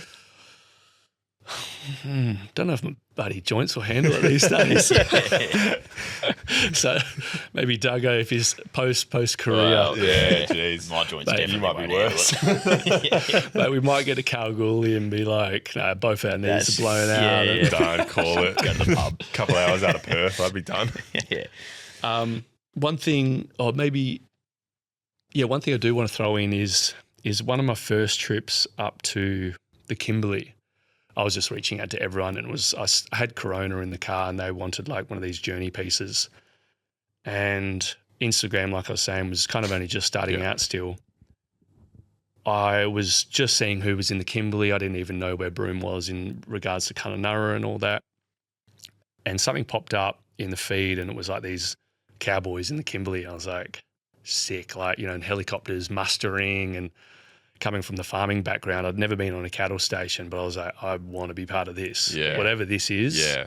get me there. And so I hit 100%. them up, and they were like, what do you mean? Like, you want to come up? And I'm like, yeah, can I come up and just film the muster or, help you guys on the muster? And they were like, yeah, I guess so. And I was like, I've got a couple of cases of Corona. And they're like, all right, 2 cases of Corona and you're in. And I was like, sweet. So I headed up, and it was just inland of Kununurra on El Questero Station. Oh, yeah. Oh, yeah. And so you guys heard of Ringers Western? Yep. So this was the Ringers Western boys, Right. but they Right, hadn't okay. started yet. That was when I was there. They were like, well, funny coincidence, we've actually just started a clothing line. Do you want to take the photos for it? Is that Nav? So Nav, yeah. Nav, yeah. Yeah. So is that Ringers Western his? Yeah, or right. his and family and a couple of friends. Yeah, Yeah. gotcha. Yeah. And so got up there and met Nav and Hawkeye and all the boys. Yeah. I mean, Hawkeye, I'm like, this guy's 6'6", like You're my friend, hands, Hawkeye. mate, hands twice the size of mine, like, and just a unit. Yeah. I'm like, shit, okay. And then, we camped on the river under these boab trees, swum in the little river. Didn't know if there was crocs. They said there wasn't. So I was like, oh, They all whatever. say that Yeah, up I there, know. eh? So we're up there and, camping out for 10 days and helping them do this muster. Yeah. And it was just wild. And it was like everything I could imagine the Kimberley to be. Yeah. And you're in a bull catcher and someone's driving and, they're old Land Cruisers with no roofs on. Yeah. And you've just got a lasso or like a bit of a metal arm that goes over the bull's head. And you're driving along, flat stick, and then this bull comes out of the bush from nowhere and just hits the side of the car. And I'm here, and the bull's head's here, and just smashing the car. And I'm like, fuck, what's going on? And it was, I think that's what really got me into loving the Kimberley. Yeah. And then there was a farmer down the road that's like, boys, been missing some cattle. They're going missing. I think it might be a crocodile. And so we went, looking for this croc. And then, this is 5 days in. And then it was Nav and I, and we found this hole and we realised there's a croc in it. And this croc was 3.5, maybe 4 meters. It was pretty long. Jeez. Big boy Decent. in a small puddle. And so we're whacking the puddle with a stick, trying to get it to put its head up. And then Nav and I are trying to put a rope over this croc's nose. Meanwhile, he's just thrashing and then would go under. And I'm trying to take photos at the same time. I'm trying to grab his tail to stir him up to get his head out. I'm like, where am I? I'm like, this is right. Long way from New York. This is, yeah. Take me back to the bed photo shoots. Safe. Bit easier than Crocs. Yeah. Wow. So, and then, jumping in, doing all the mustering with them, with all the bulls in the back pens and that. And and then that was the start of Ringers Western. Yeah, right. And meeting those crew. Wow. So have you been part of that ever since then, Ringers Western? Because do you go up there every year to take photos and help with the musters and all that? No. So that was actually there last year on El Questro. Oh, right. Yeah, the lease was expiring and the government was giving it back to tourism. So unfortunately they lost it. They had it for 40 years. Yeah, right. Wow. Yeah. And just insane country. Wow. Yeah. Going. Yeah, El Questro is unreal. But yeah, they've just sold their place in Kununurra. So their whole family's moved over Brizzy or something now. Okay. Oh, Yeah. okay. Yeah. Right. But There you Yeah, go. that So was- that might be even nice into because now your work, you can explain that and go into as much detail as you want. But I'd love you to connect it to how that your sense of adventure is still that is a perfect story of how your adventure mixes with what you do for a living. Now, even these next 4 weeks is a perfect example of what that looks like. And I don't know if that's a standard month for what Salty Davenport does now, but this sort of stuff, mixing your livelihood with adventure and getting out and exploring remote places. How does that all work for you right at this moment now? yeah, now as a few years ago, I was filming something up in Kununurra and someone saw an Instagram story and then they reached out and were like, oh, I see you're up this way. Can you do a shoot for us? Yep. And I was like, sweet, what is it? And they're like, oh, it's just north of Broome. It's for the Kimberley Land Council. And it's basically all the Indigenous rangers, all the saltwater rangers up there. They all get together and share knowledge and about how, they might be looking after country or how they're managing feral animals. And then, everything else that comes with these kind of forums. And so I was like, yeah, absolutely. This is my dream. I've always loved the whole bushsucker side of things, the try and survive off the land with what you've got. That for me is everything. And so then to get that call up, I was like, this is it. This is my in. Yeah. And did that shoot for them and just had the best time. They also, when we were there, they also had this cast iron cook up. And so every ranger group, I think there was 12, had to cook up something from their region in the Kimberley. And then they all bring it together at the end of the night and then judge each other's food. Oh, yeah. Man, some of the shit that was getting cooked. Bit scary? All right. So at one point, when we finally got to dish up your own plate, at one point on my plate, I had dugong, turtle, crocodile, bush turkey, kangaroo, goanna, fish, and beef, Wow. all on one plate. Bit of protein. Just a little bit of protein. Just a bit of protein. Yeah, just Maybe you should get on that, mate. Maybe that'll help. Yeah. I've heard turtle and dugong quite fatty. yeah. Turtle was pretty intense. Right. Dugong, depending on what part of the dugong you have, you know, it's like a massive. It can be like a massive bit of pork belly. Yeah. Or I actually had the dugong offal, so Oh. like the guts, Right. and then they cook that and dice it up. And it was really nice. It was Yeah. kind of like squid rings. Oh, there you go. Oh, true. Wow. Yeah. And then turtles, pretty strong on the Yeah, okay. nose. Yeah. Same with bush turkey if they stew it. It's pretty, Yeah, right. Yeah. So What a plate. what a that's plate. massive plate, yeah. Just the Bit of rice, halftime maybe, lunch yeah. of the West Coast Eagles. Yeah. No, that's post-game feed, that right there. Yeah. Bit of it all. It's a rider. So did that job, made the video. Then another company saw that video and were like, hey, can you do some stuff for us? And that was the Indigenous Desert Alliance, and they're just in West Perth here. Yep. And they look after 80 different ranger groups across all of the Australian deserts. So Outback, South Oz, Queensland, Northern Territory, WA, everywhere. It's a cool. That's a cool company or corporation. That on LinkedIn, I followed them. Oh, yeah. LinkedIn. And I check it very rarely, but every time I do, I always have a look at what they're doing because it's pretty interesting stuff. Yeah.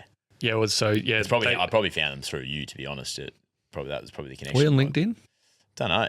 Maybe I saw you, and then he was doing this, and I was The like, one oh, social yeah, media. yeah. The one social That's media my- he's on. Yeah, once a fortnight, I'd get on on there. his And burner or He's something. doing the poking. Like, Hello. Duggo, Whatever just it does. cool it, mate. It's all good, mate.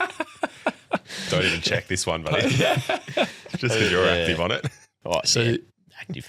So yeah, my first job was to go out to a place called Kirakara, and that's on the WA Northern Territory border, Yeah, and go out there for 2 weeks, 2 different shoots, and spend time with the Kirakara Rangers, the Desert Rangers. that is the most remote community in Australia, isn't it? Yeah, Right. debatable. There's one other just north, Right. Okay. but yeah, they're both Yeah. just One of stupidly the- remote. Yeah. Okay. So you got to fly to Alice and then drive 9 hours back into WA to get there. Yep. And yeah, got out there, and this was my first like proper experience of camping with mob out there. And these people just hunt like whatever we have there. Like I think they went out there though with 20 kangaroo tails. That was the snacks. Yeah. So they took them out there, and then while we're out there, we're getting bush turkey, kangaroo. We'd be doing kind of fire research and also feral animal management. Yep. So they've got like camera traps and stuff to work out where, camera traps above like bilby homes and yeah. stuff Yep. and tunnels. What are the issues out there? Is it cats or dogs? Cats, dogs aren't too bad. They're bad, actually right. finding like dingoes and dogs are killing cats. Oh, okay. Yeah. Okay. Yeah, so they've caught them on camera traps. These dingoes with a cat in their mouth. Yeah. Right. Get in there. Up the dingoes. and so yeah, they're working out these how to manage all this. Yeah. And other traps where like they'll if a cat comes in a certain proximity, it can actually fire poison at the cat, All right. and it lands on it, and that cat will eventually die. Shit. So because there's a massive cat issue. Yeah. Yeah. Right. But, we're out there and we're going to go light some fires to burn off some Spinifex country. And the elderly women are like, hey, pull over. I'm like, all right, sweet. And they're like, go on a hole. And we go back there and we're walking there, and she's like, she's dressed in this like ruggy, right? And a snuggie.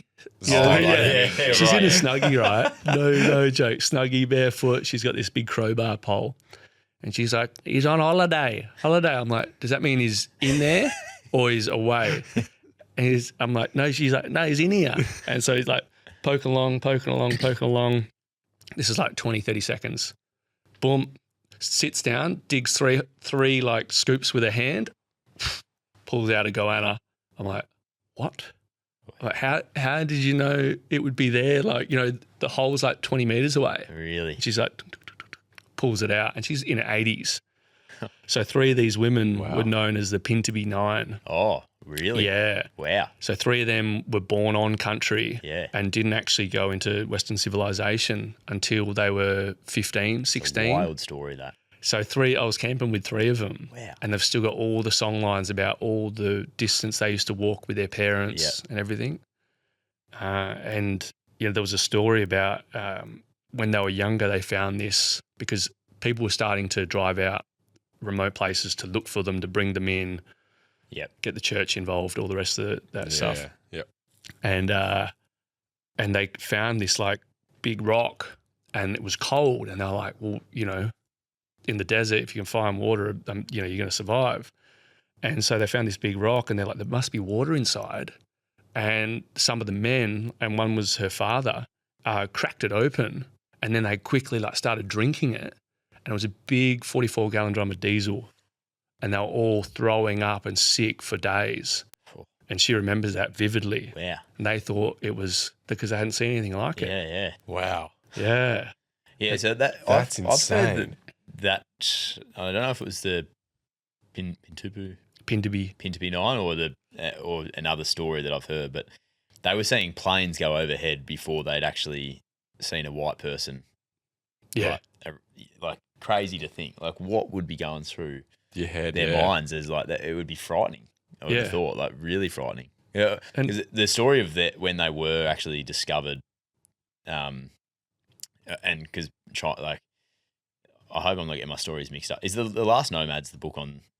I can't say it, but is the Last Nomads, or is that a different crew? Different crew. Yeah. So they all came in. The Pintuby 9, 9 came in. 2 decided they're like nah, and then went back out, and they were never seen again. Yep. And then the Last Nomads, I believe, is a different story of about the same time. Yep. They walked back. Yeah, they walked into civilization. Yeah, so I do know of both, but I reckon maybe the Last Nomads one, whoever I'm not sure of what mob they were from, but couple of them they didn't want to get in the car. Yeah. So family actually sent some people out to be like, we haven't heard or seen of these guys in a very long time. It hasn't rained out there in God knows how long. We're worried about them. Can you go and find them for us? Because we actually think that they might be struggling out there now. Yeah. And so when they were actually found, they tracked them for ages. Like they were hard to find. A couple of them didn't want to go in the car. Wow. They were like shitting themselves to get in because they're just the first time I've ever seen. Fairness, if you've never seen a car before, like you would be. You'd just be. It's mind blowing to think that was the 70s, I reckon. Yeah. It was. Yeah. Late 70s, early 80s. Yeah. Crazy. So cool. And they're just like the knowledge they have. Like, so we're going up in a helicopter, and they're looking for different country to burn. They're looking for spots to ensure that they're not burnt near to keep them sacred. Yep. And, we're looking for water holes, and, you go up in the helicopter, and it's just literally like with a macro lens looking across a pair of corduroy pants. Yeah. Real close. Yeah. Just like that, as far as the eye can see. Like just terrain. Sand dunes, right? And that's where the Canning Stock route goes up. Yep. Not far from there it passes. Yep. And we're looking for these water holes, and she's like, go this way, and we're flying that way for like 5-10 minutes. So a little bit this way, goes that way. So land here. And like, she hasn't been there since she was a kid, right? She hasn't been to this spot. We land the helicopter between these 2 sand dunes, hop out, and she like walks along. She's like, dig here, start digging, and the sand just gets wet straight away. Yeah. I'm just like, all of these sand dunes look the same. Like, and there wasn't any marker. It's just the song lines in the head. Yeah, wow. I was like, oh, there's water in the desert. Back to that spot. Yeah. That is incredible. I love it. I love it. I could talk all day about this stuff. Yeah, so over the last kind of 2 or 3 years, it's just been sent out to Outback, South Oz, Kimberley, Balgo, Bidjadanga, Birriliburu out Walloon way.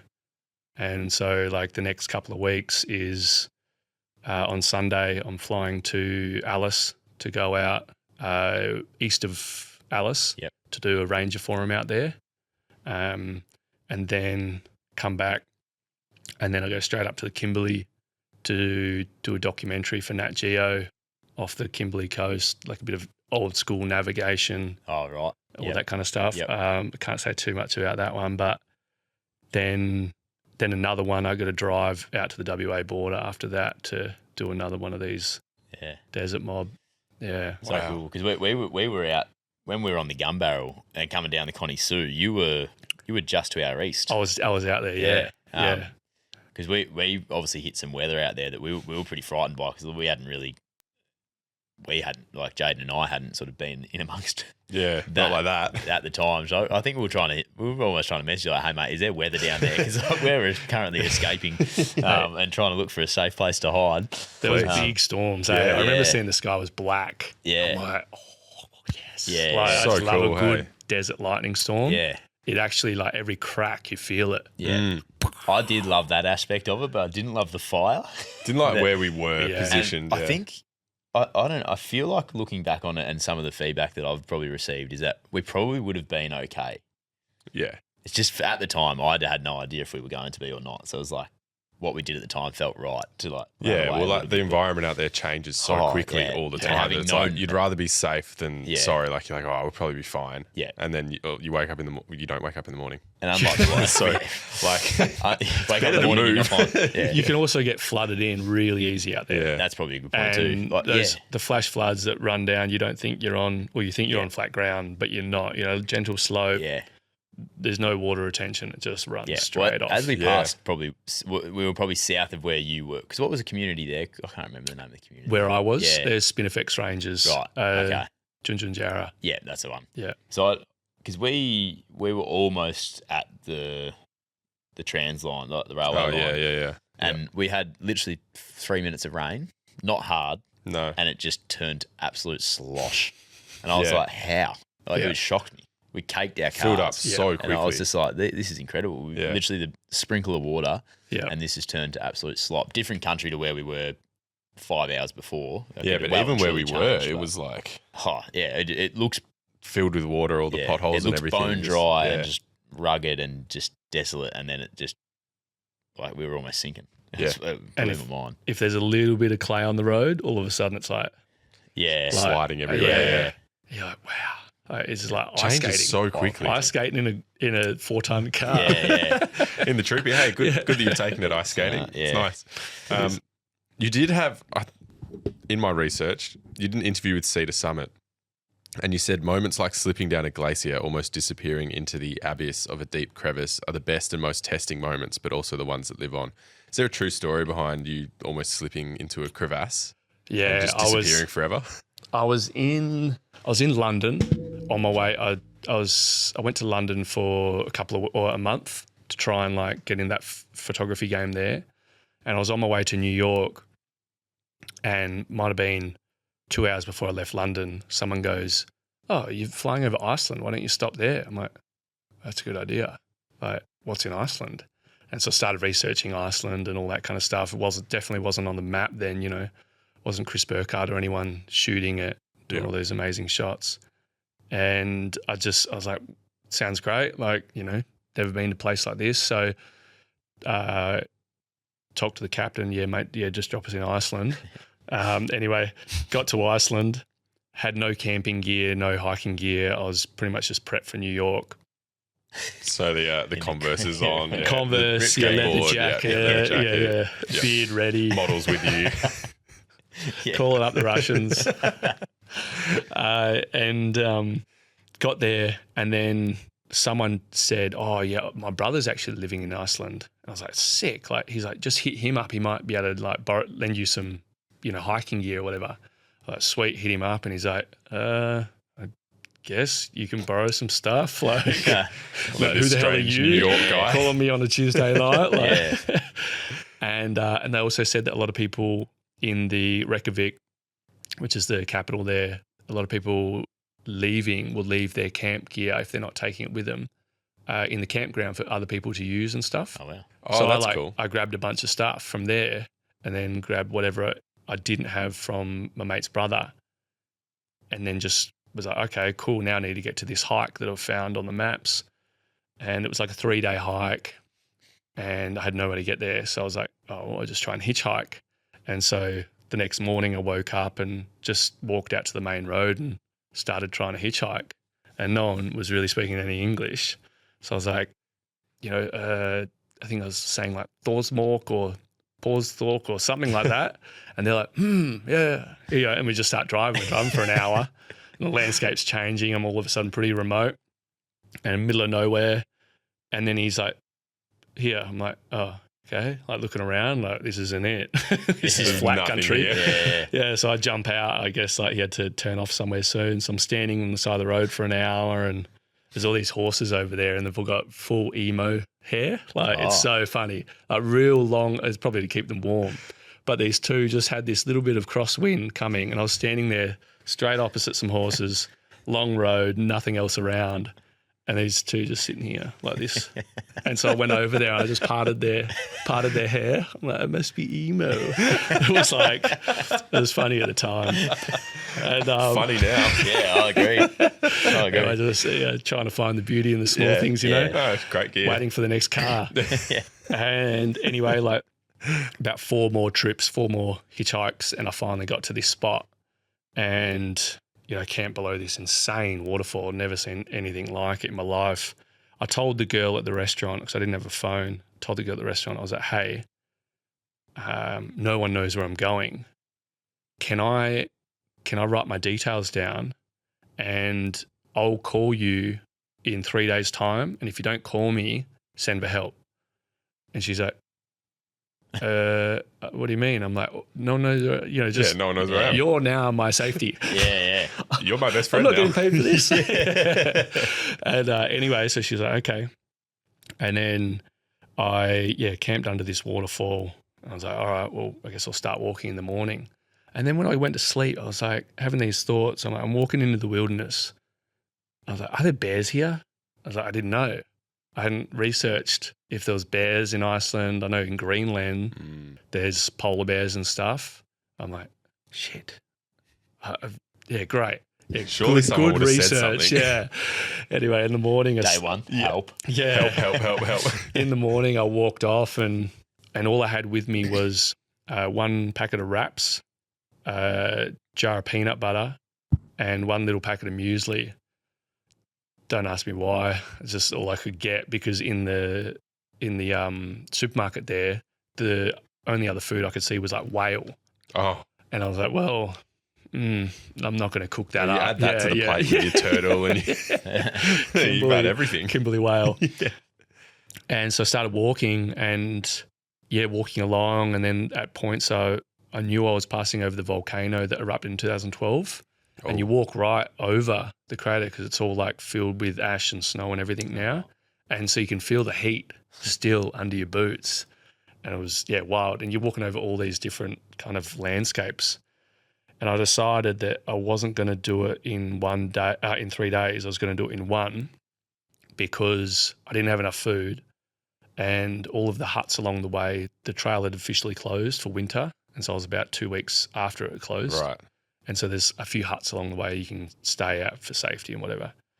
And walking along, and then all of a sudden I'm walking across this glacier, and it's like super slippery, and I'm just in normal boots. I'm like, shit, like not ready for this. I've got nothing like to hold myself in, and I could see this water going past me and then into just this black hole, and you could just hear it like a waterfall. And I'm like, all right, no one knows where I am. I'm trying to walk across this thing. I'm not going to go back. I have to go forward. I've still got like 150 meters to cross this glacier. I had seen more holes along the way. I didn't know how thick the ice was. It's pretty stupid, but I was like, I'm here for it. Jesus. And then, at one point I'd slipped, and it was like just fingers into the ice and just like sliding. I was like, if I fall in here, like, this is it. Like, I just freeze to death at the bottom, or hopefully knock myself out on the way down. And managed to stop myself from sliding, and then get up and then keep walking across, and then just try and I end up finding the real softer kind of snow to walk on, because it had a little bit more grip in the tread. And there was a bunch of that. Jeez. So, and then I'm getting sweaty hands here, just like I find it imagining hard that. to take myself to a moment Yeah. where that is like That's one of the terrifying. options. Yeah, and I'd never had experience with ice or snow. Yeah, except for Hawaii. Sorry. Yeah, on top of Mauna Kea on the Big Island was the first time I saw snow. Oh, right. It was a funny place to see snow. And then you're just slipping down this glacier. Yeah. Wow. Yeah. So true. True. I knew it was true. I just wanted to know like if there was a bit of mayo on it or not. And it sounds like not at all. It sounds that was terrifying. pretty wild. There's So, less mayo on there. Less mayo on that, yeah. I'm mindful of the Time. time we have taken off Salty here. I do one thing that I probably should have touched on earlier: the boat. I know that's probably regressing a little bit, but become a big part of what you do now as well, I suppose, is your offshore stuff. So the boat stabby craft. yeah, yep. Nice, like it's the perfect boat. It's like the same length of the car, really. Yeah. It's like 5 meters. yeah, And you can kind of tow it anywhere. I can beach launch and retrieve anywhere. I obviously love my surfing, love my diving, getting crays, spearfishing, and then fishing up in the Kimberley. It's like the ultimate size craft for it. You're big enough to feel safe in big country. yeah, And you can still get way up the back of creeks. yeah, And so now that's that I kind of plan my trips around that if I can take that. yep, That definitely has a different effect because, everyone that started following me on YouTube originally loves the Troopy and the Outback Adventure. And now having a boat, not everyone's a, ocean baby, right? So I'm kind of picking up a different audience now for people that love that kind of thing. yeah, So right. Yep. Is that where you did a barramundi expedition, right? Like you tried to catch the biggest barramundi you could find. Did you go in that boat or was that a charter kind of thing? No, I went on that boat. Yeah. No, I wasn't actually out there trying to catch barra. I was just out for trying to find cool spots to camp in the Kimberley. Yeah, right, okay. And then happen to get some big barra, and barra in places where people didn't think there was barra. Right. So Just found them. Secret spots. Yeah. Far out. There's that it's for the Kimberley, man. It's a perfect boat. Yeah. It really is sick. Small fits up there. Nice. What's been your most memorable trip?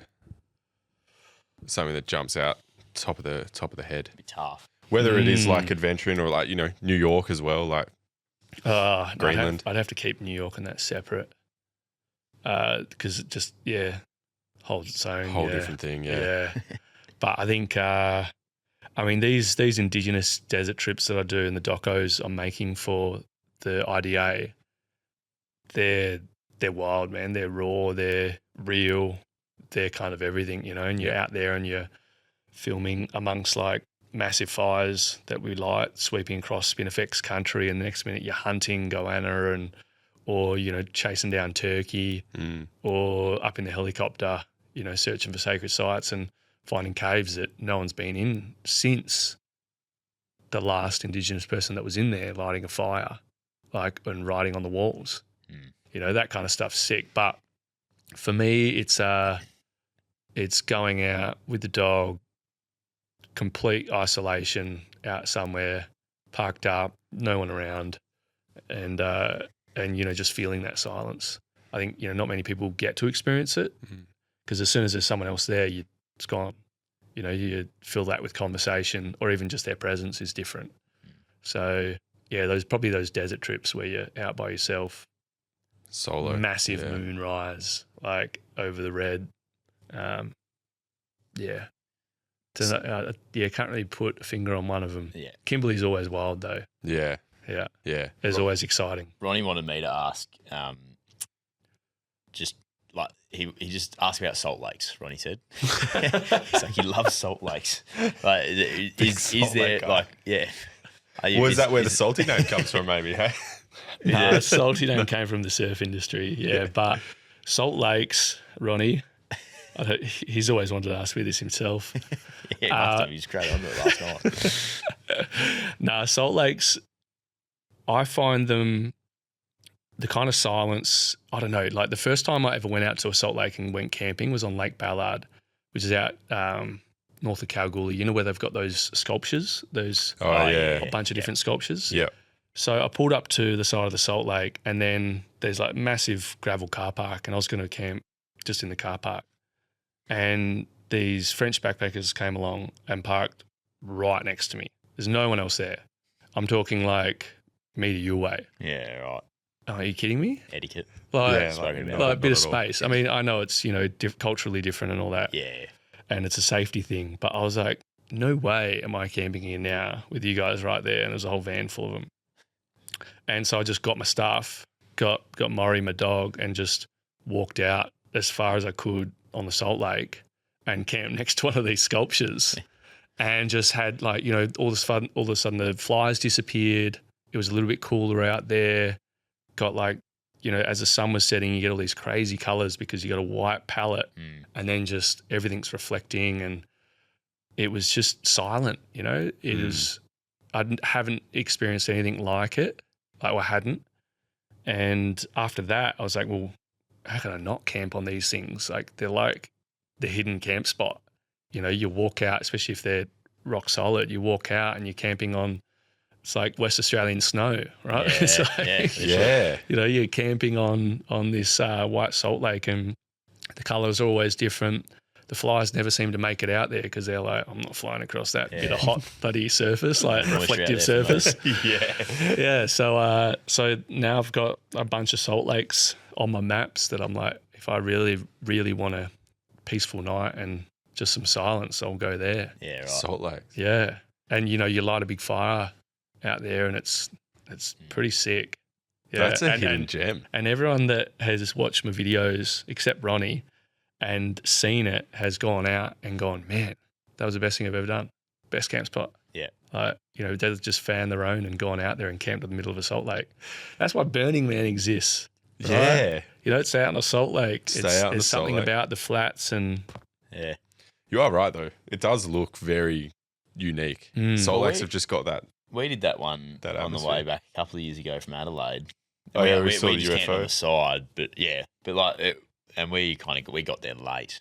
But we did a podcast out in the middle of one, like the next morning and Cool. stuff like that. And it was just like there is a different experience there, even though we were on the edge of it. Like we were on the Salt Lake, but just on the edge. camped Yeah. on the edge. of it, yeah. But we walked out in the middle of the night, and there was some, I don't want to say it was a phenomenon, but we couldn't explain what was happening with these like Lights in the circling. sky and that there just was kept going someone past. explained it to us. I forget now what it was, but like just everything around you is almost magnified because there's just no disturbance whatsoever. Yeah. It was is wicked cool. out there. That was my I own think, experience. different. On, You've on definitely one. found a hidden gem there. Yeah. And I'd never think to go out there and camp on it. We're going to start a caravan Just- park. Yeah. That's a new thing. You'd have to convince people to come. Yeah. Build No, a salt they'll lake come. pretty close. Yeah, Yeah, They'll come. If they listen to this, Yeah. they'll come. Last thing before we go to around the fire pit, Yeah. Tough Dog, big sponsors of us. Oh, shit. Love a bit of Tough Dog. Quality I forgot about the suspensions. tough dog tip. Tough Dog tip. Yeah. Thank you. So I was wondering if we get a tip from you, what tip would you give people who are just kind of starting out, full driving, adventuring, YouTubing, whatever? Do you have a tip for people who are just kind of getting into it? I guess probably do it for you, Do it.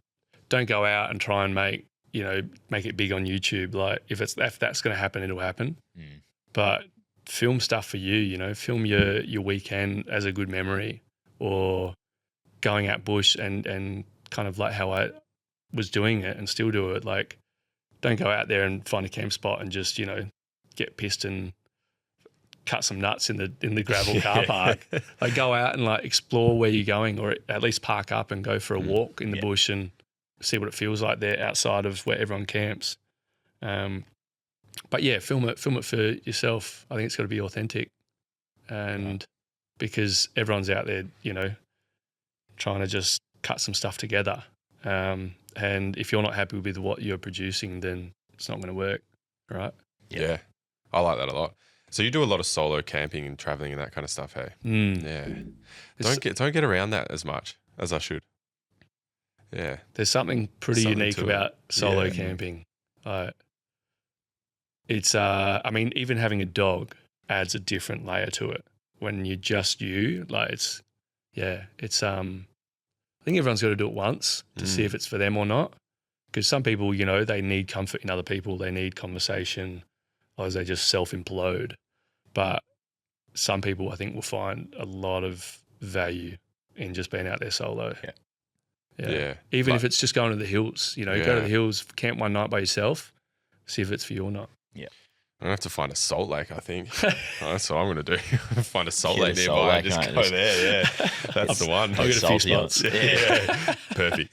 I actually own all the salt lakes. Yeah, that's what his name. Salty's campgrounds. It's not, that's his business. That's Salty. his business now, yes. Oh, It's not a right. name. Didn't even come up for me in the research. Should have. Yeah, In my notes. Yeah, I've got nothing. just 8 pages of them here. Around the fire pit. Yeah. I do have one sort of overarching question which I will ask at the end, but this is around the fire pit, mate. So there's a few that have been obviously sent in from listeners or viewers. So I don't know what this says, but it is a The name? yeah. It's Isaac Pierce. Oh. Yep. No, you Maybe mate, cut it's that. hard to read. It's hard to read. So looking at It's it doesn't all- make it's sense. all I's and A's. It is Isaac Pierce. Yeah. But it's all I's and A's, mate. It's hard. Oh, Ne- it's like a handle. Yeah, it's Yeah, a, it's a handle. You don't know what that is. Okay. Yeah, I'm like, that's not a word. It's got a red line under it. It's wrong. Next big trip in the Troopy, Isaac wants to know. Next big trip is, I think, Tyrepower in a few weeks. Right. Oh, so Yeah. that's in the Troopy? Yeah. Yeah. Yeah, so going to go up the coast, like, Kalbarri, and then up to Denham, Shark Bay. I've actually never been to Tyrepower, so Right. oh, I've been to other islands around there, but never put a car or a foot Yeah. on Dirk. Are you So, taking the boat? not sure yet, Okay. undecided. Yeah, because it's only there for a few days. Yeah. Righto. Yeah. But I think I'll probably try and make a little video out of that. Yeah. Yeah. Okay, cool. Yeah. Well, everyone will be excited to hear that.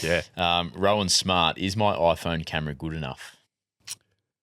Well, as long as Open-ended, but as long as you're not. Oh yeah, it's iPhone. Yeah. What model? let's say Depends on above the a iPhone. 14. Yeah, mate, 100%.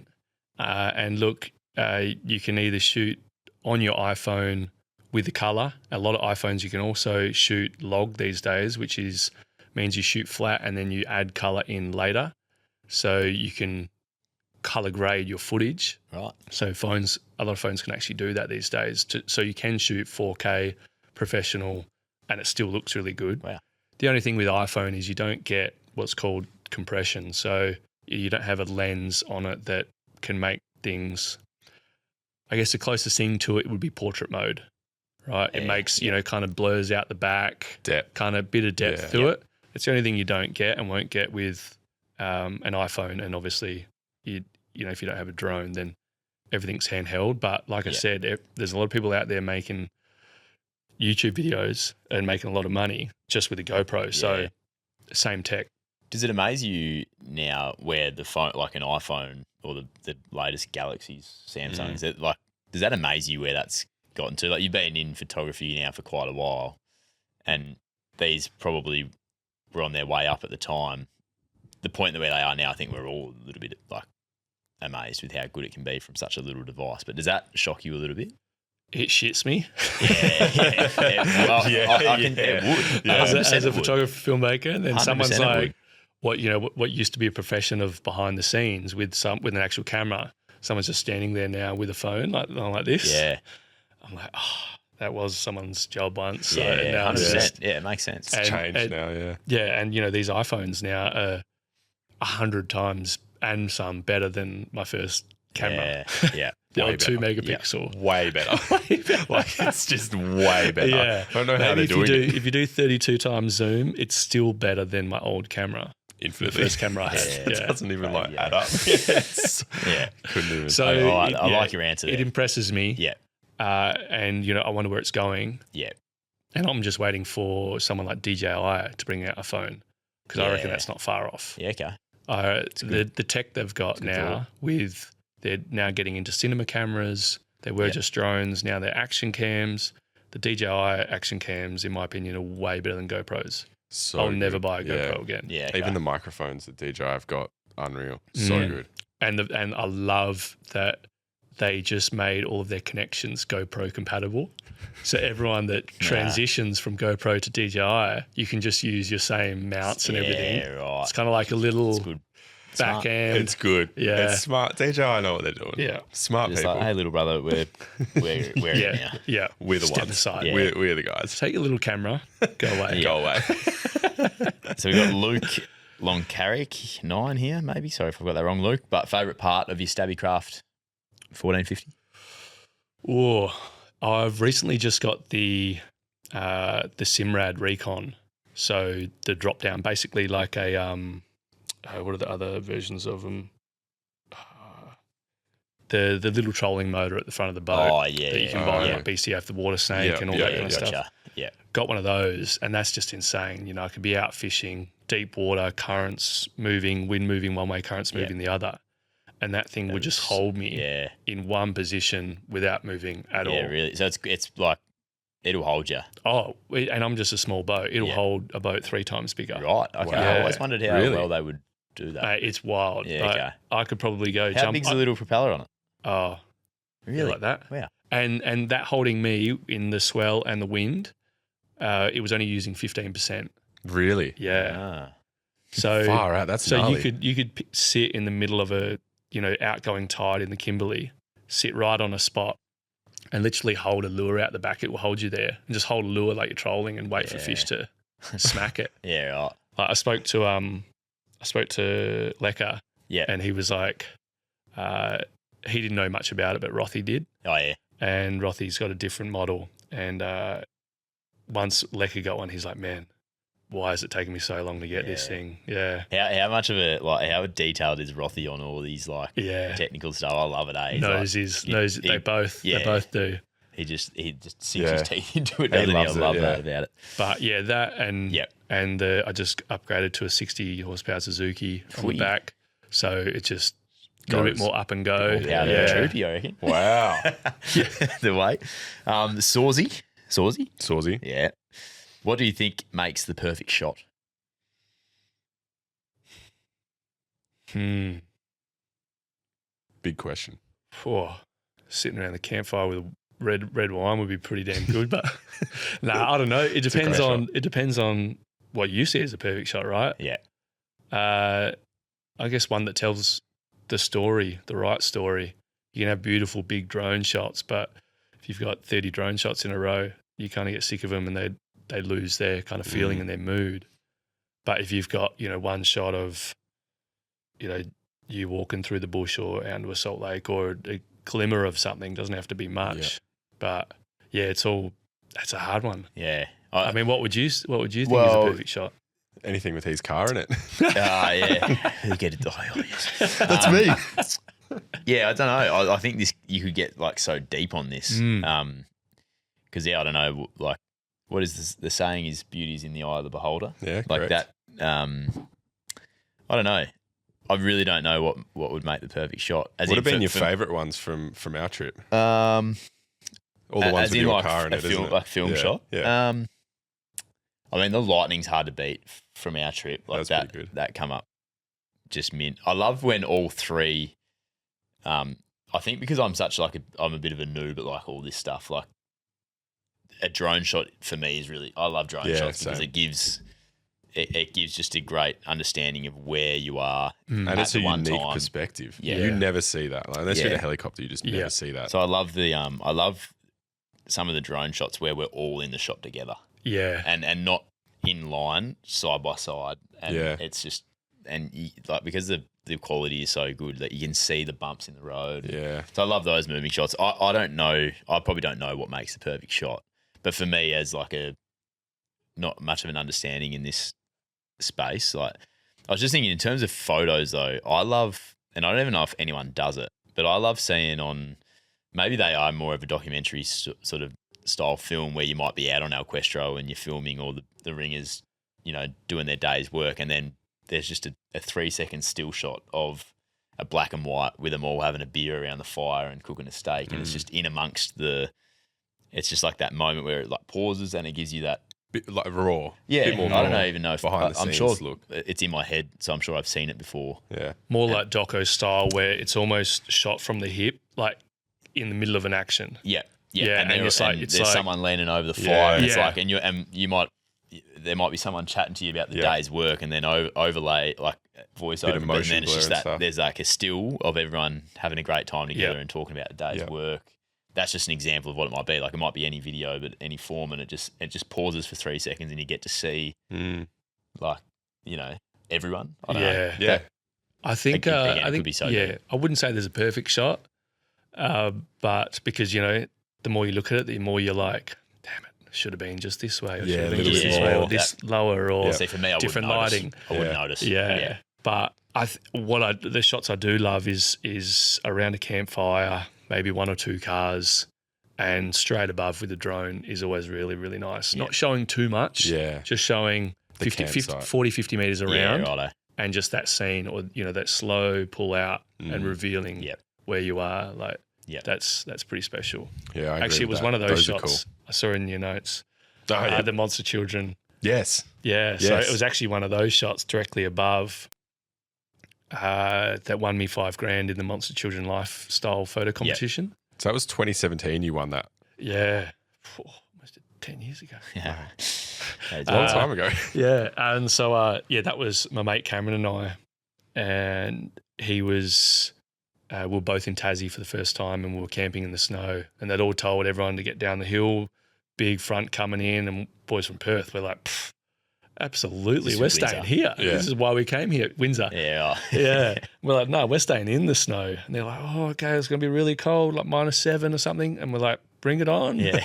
And then like the lady down the road in a shop was like, oh, I'll leave the door unlocked. If you get too cold, you can come sleep on the floor. And we're like, oh, thank you very much. Yeah. So anyway, camped there that night.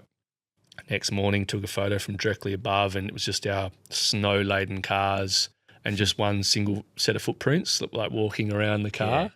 And that was kind of it. It looked sick. It was, Yeah. That one? yeah, Oh wow. yeah. It was Oh shit. Yeah. Right. That is unreal. just kind of revealed where we were. We got like this much snow on the top of the bonnets. Yeah. That's deep. Wow. I didn't even know Tassie snowed that much. Yeah. So- Yeah. That's wild. And I walked around the Windsor's. He slept. I was in the rooftop tent. He slept in the swag. Walked around. I was like, "Windog, you all right?" Nothing. Windsor, and just no movement. Nothing. I'm like, shit. Oh, like, no. It was cold last night. Yeah. I don't know if his sleeping bag's that good. Like, so I'm scraping the snow off the top of his swag, and I'm trying to undo, and I finally hear like this. I'm trying to undo the zip, and the zip's frozen. I'm like spitting on the zip to try and warm it up, like, right, and just trying anything to get in because he couldn't get out. Yeah. And got in, and he's just like, Oh. he's like, I'm never doing that again. Like, and he reckons he slept half an hour. Oh.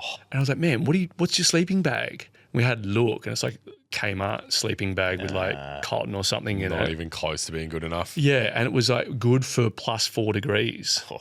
I'm like, bro, like, why didn't you come up the rooftop tent? I told you if you get cold. And he's like, oh, no. Couldn't get out. Yeah. Couldn't I tried. It's actually like Windsor stands up and he's like, like in a potato sack when you like jumping along, you just see the whole swag. Let me in. Oh, that's good. Meanwhile, I was up in the rooftop tent with hand warmers. Yeah. And Oh, like, Jesus. You're just living the best life. Yeah, I was Heater like, up there, that's not electric. oh, this is good. Yeah. Wow. Turn on the Cold, was it? plasma. I don't think so. Not here. So it might be that one, but so Rory has asked, what's been your favourite, most memorable experience that's come from your work? Or is there a shot you just knew you had something special the second you pressed the shutter? Maybe it is that. Maybe there's another one that stands out. I knew that one was cool. Like, I knew Yeah. that was sick. I didn't think it would win the comp. Yeah. Because there's some, that competition's from all over the world, people. Yeah, Some of righto. my biggest idols put photos in that Yeah. comp. Wow. And so when I won it and I saw some of their photos in there, I was like, Gotcha. Yeah. Salty. messaged him, like, yeah, that was me that won. Yeah. Just letting you know I won that one, Yeah. mate. Big fan, I beat you.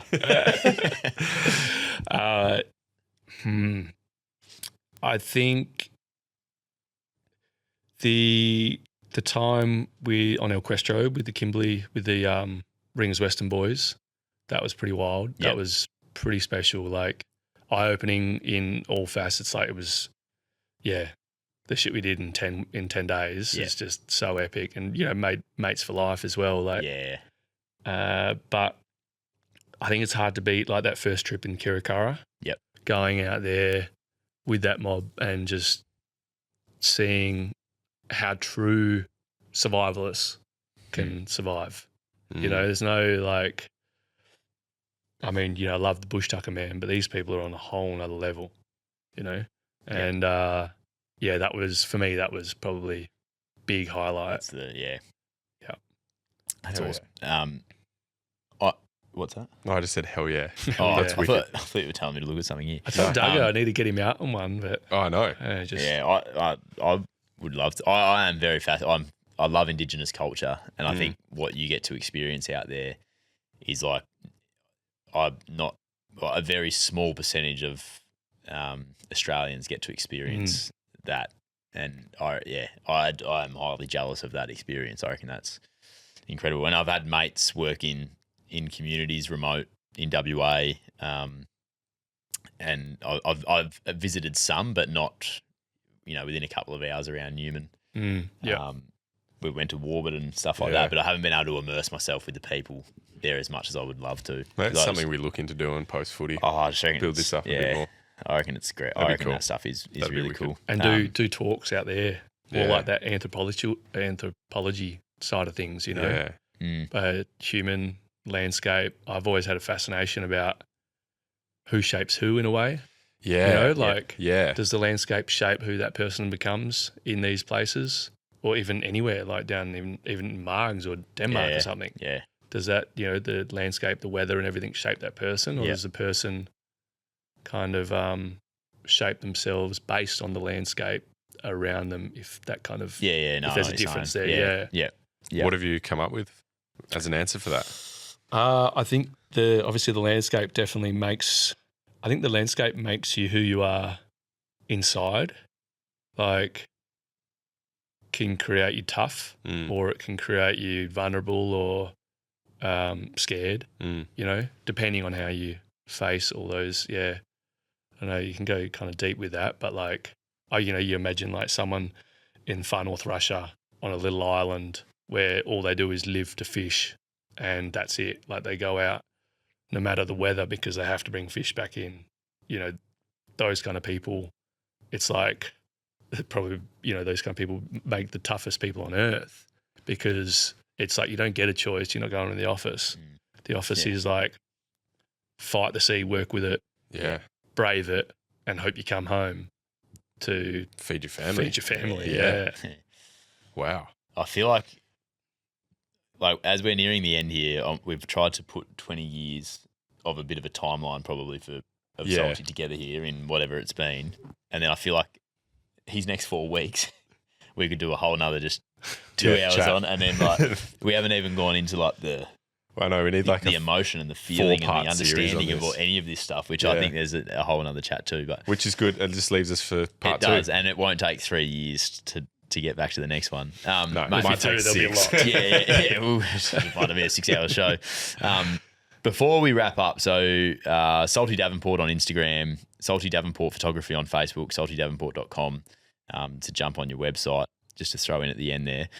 I did want to ask you now, just before we tie it off. Actually, website's probably Hammersley Productions now. Oh, okay, Hammersley Productions. Yeah. Mate, That's good. He had one thing.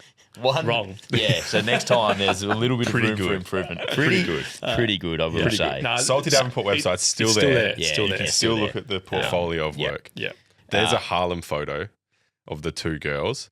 I really like that photo. Yeah. That's a wicked photo. I reckon you see so much personality just in a look that both of the girls are giving. Well, now you know It's the story. nuts. Yeah. Those are the girls. There you go. Yeah. There you go.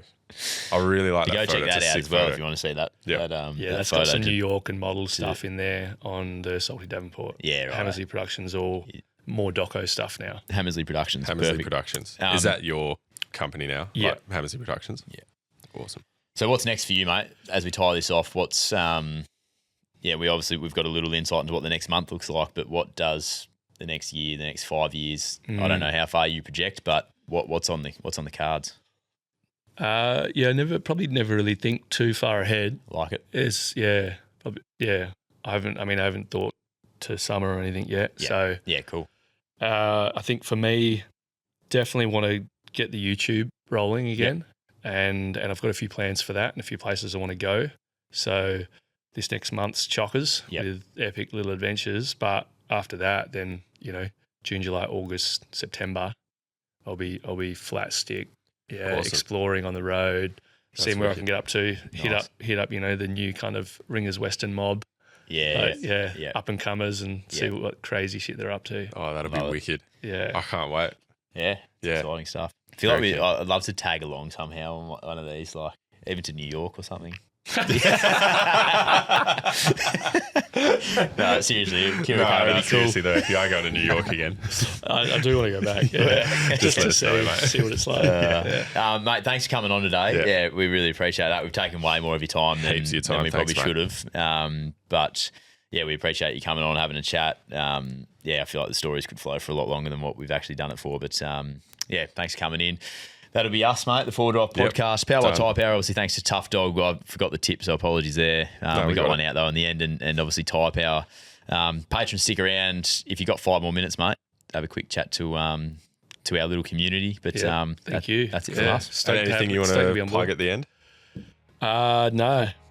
Done. No, I'm just stoked to be here and have a chat with you boys. It's And beautiful, until the next one. mate. Thank you so much. Thanks, Appreciate mate. it. Hooroo.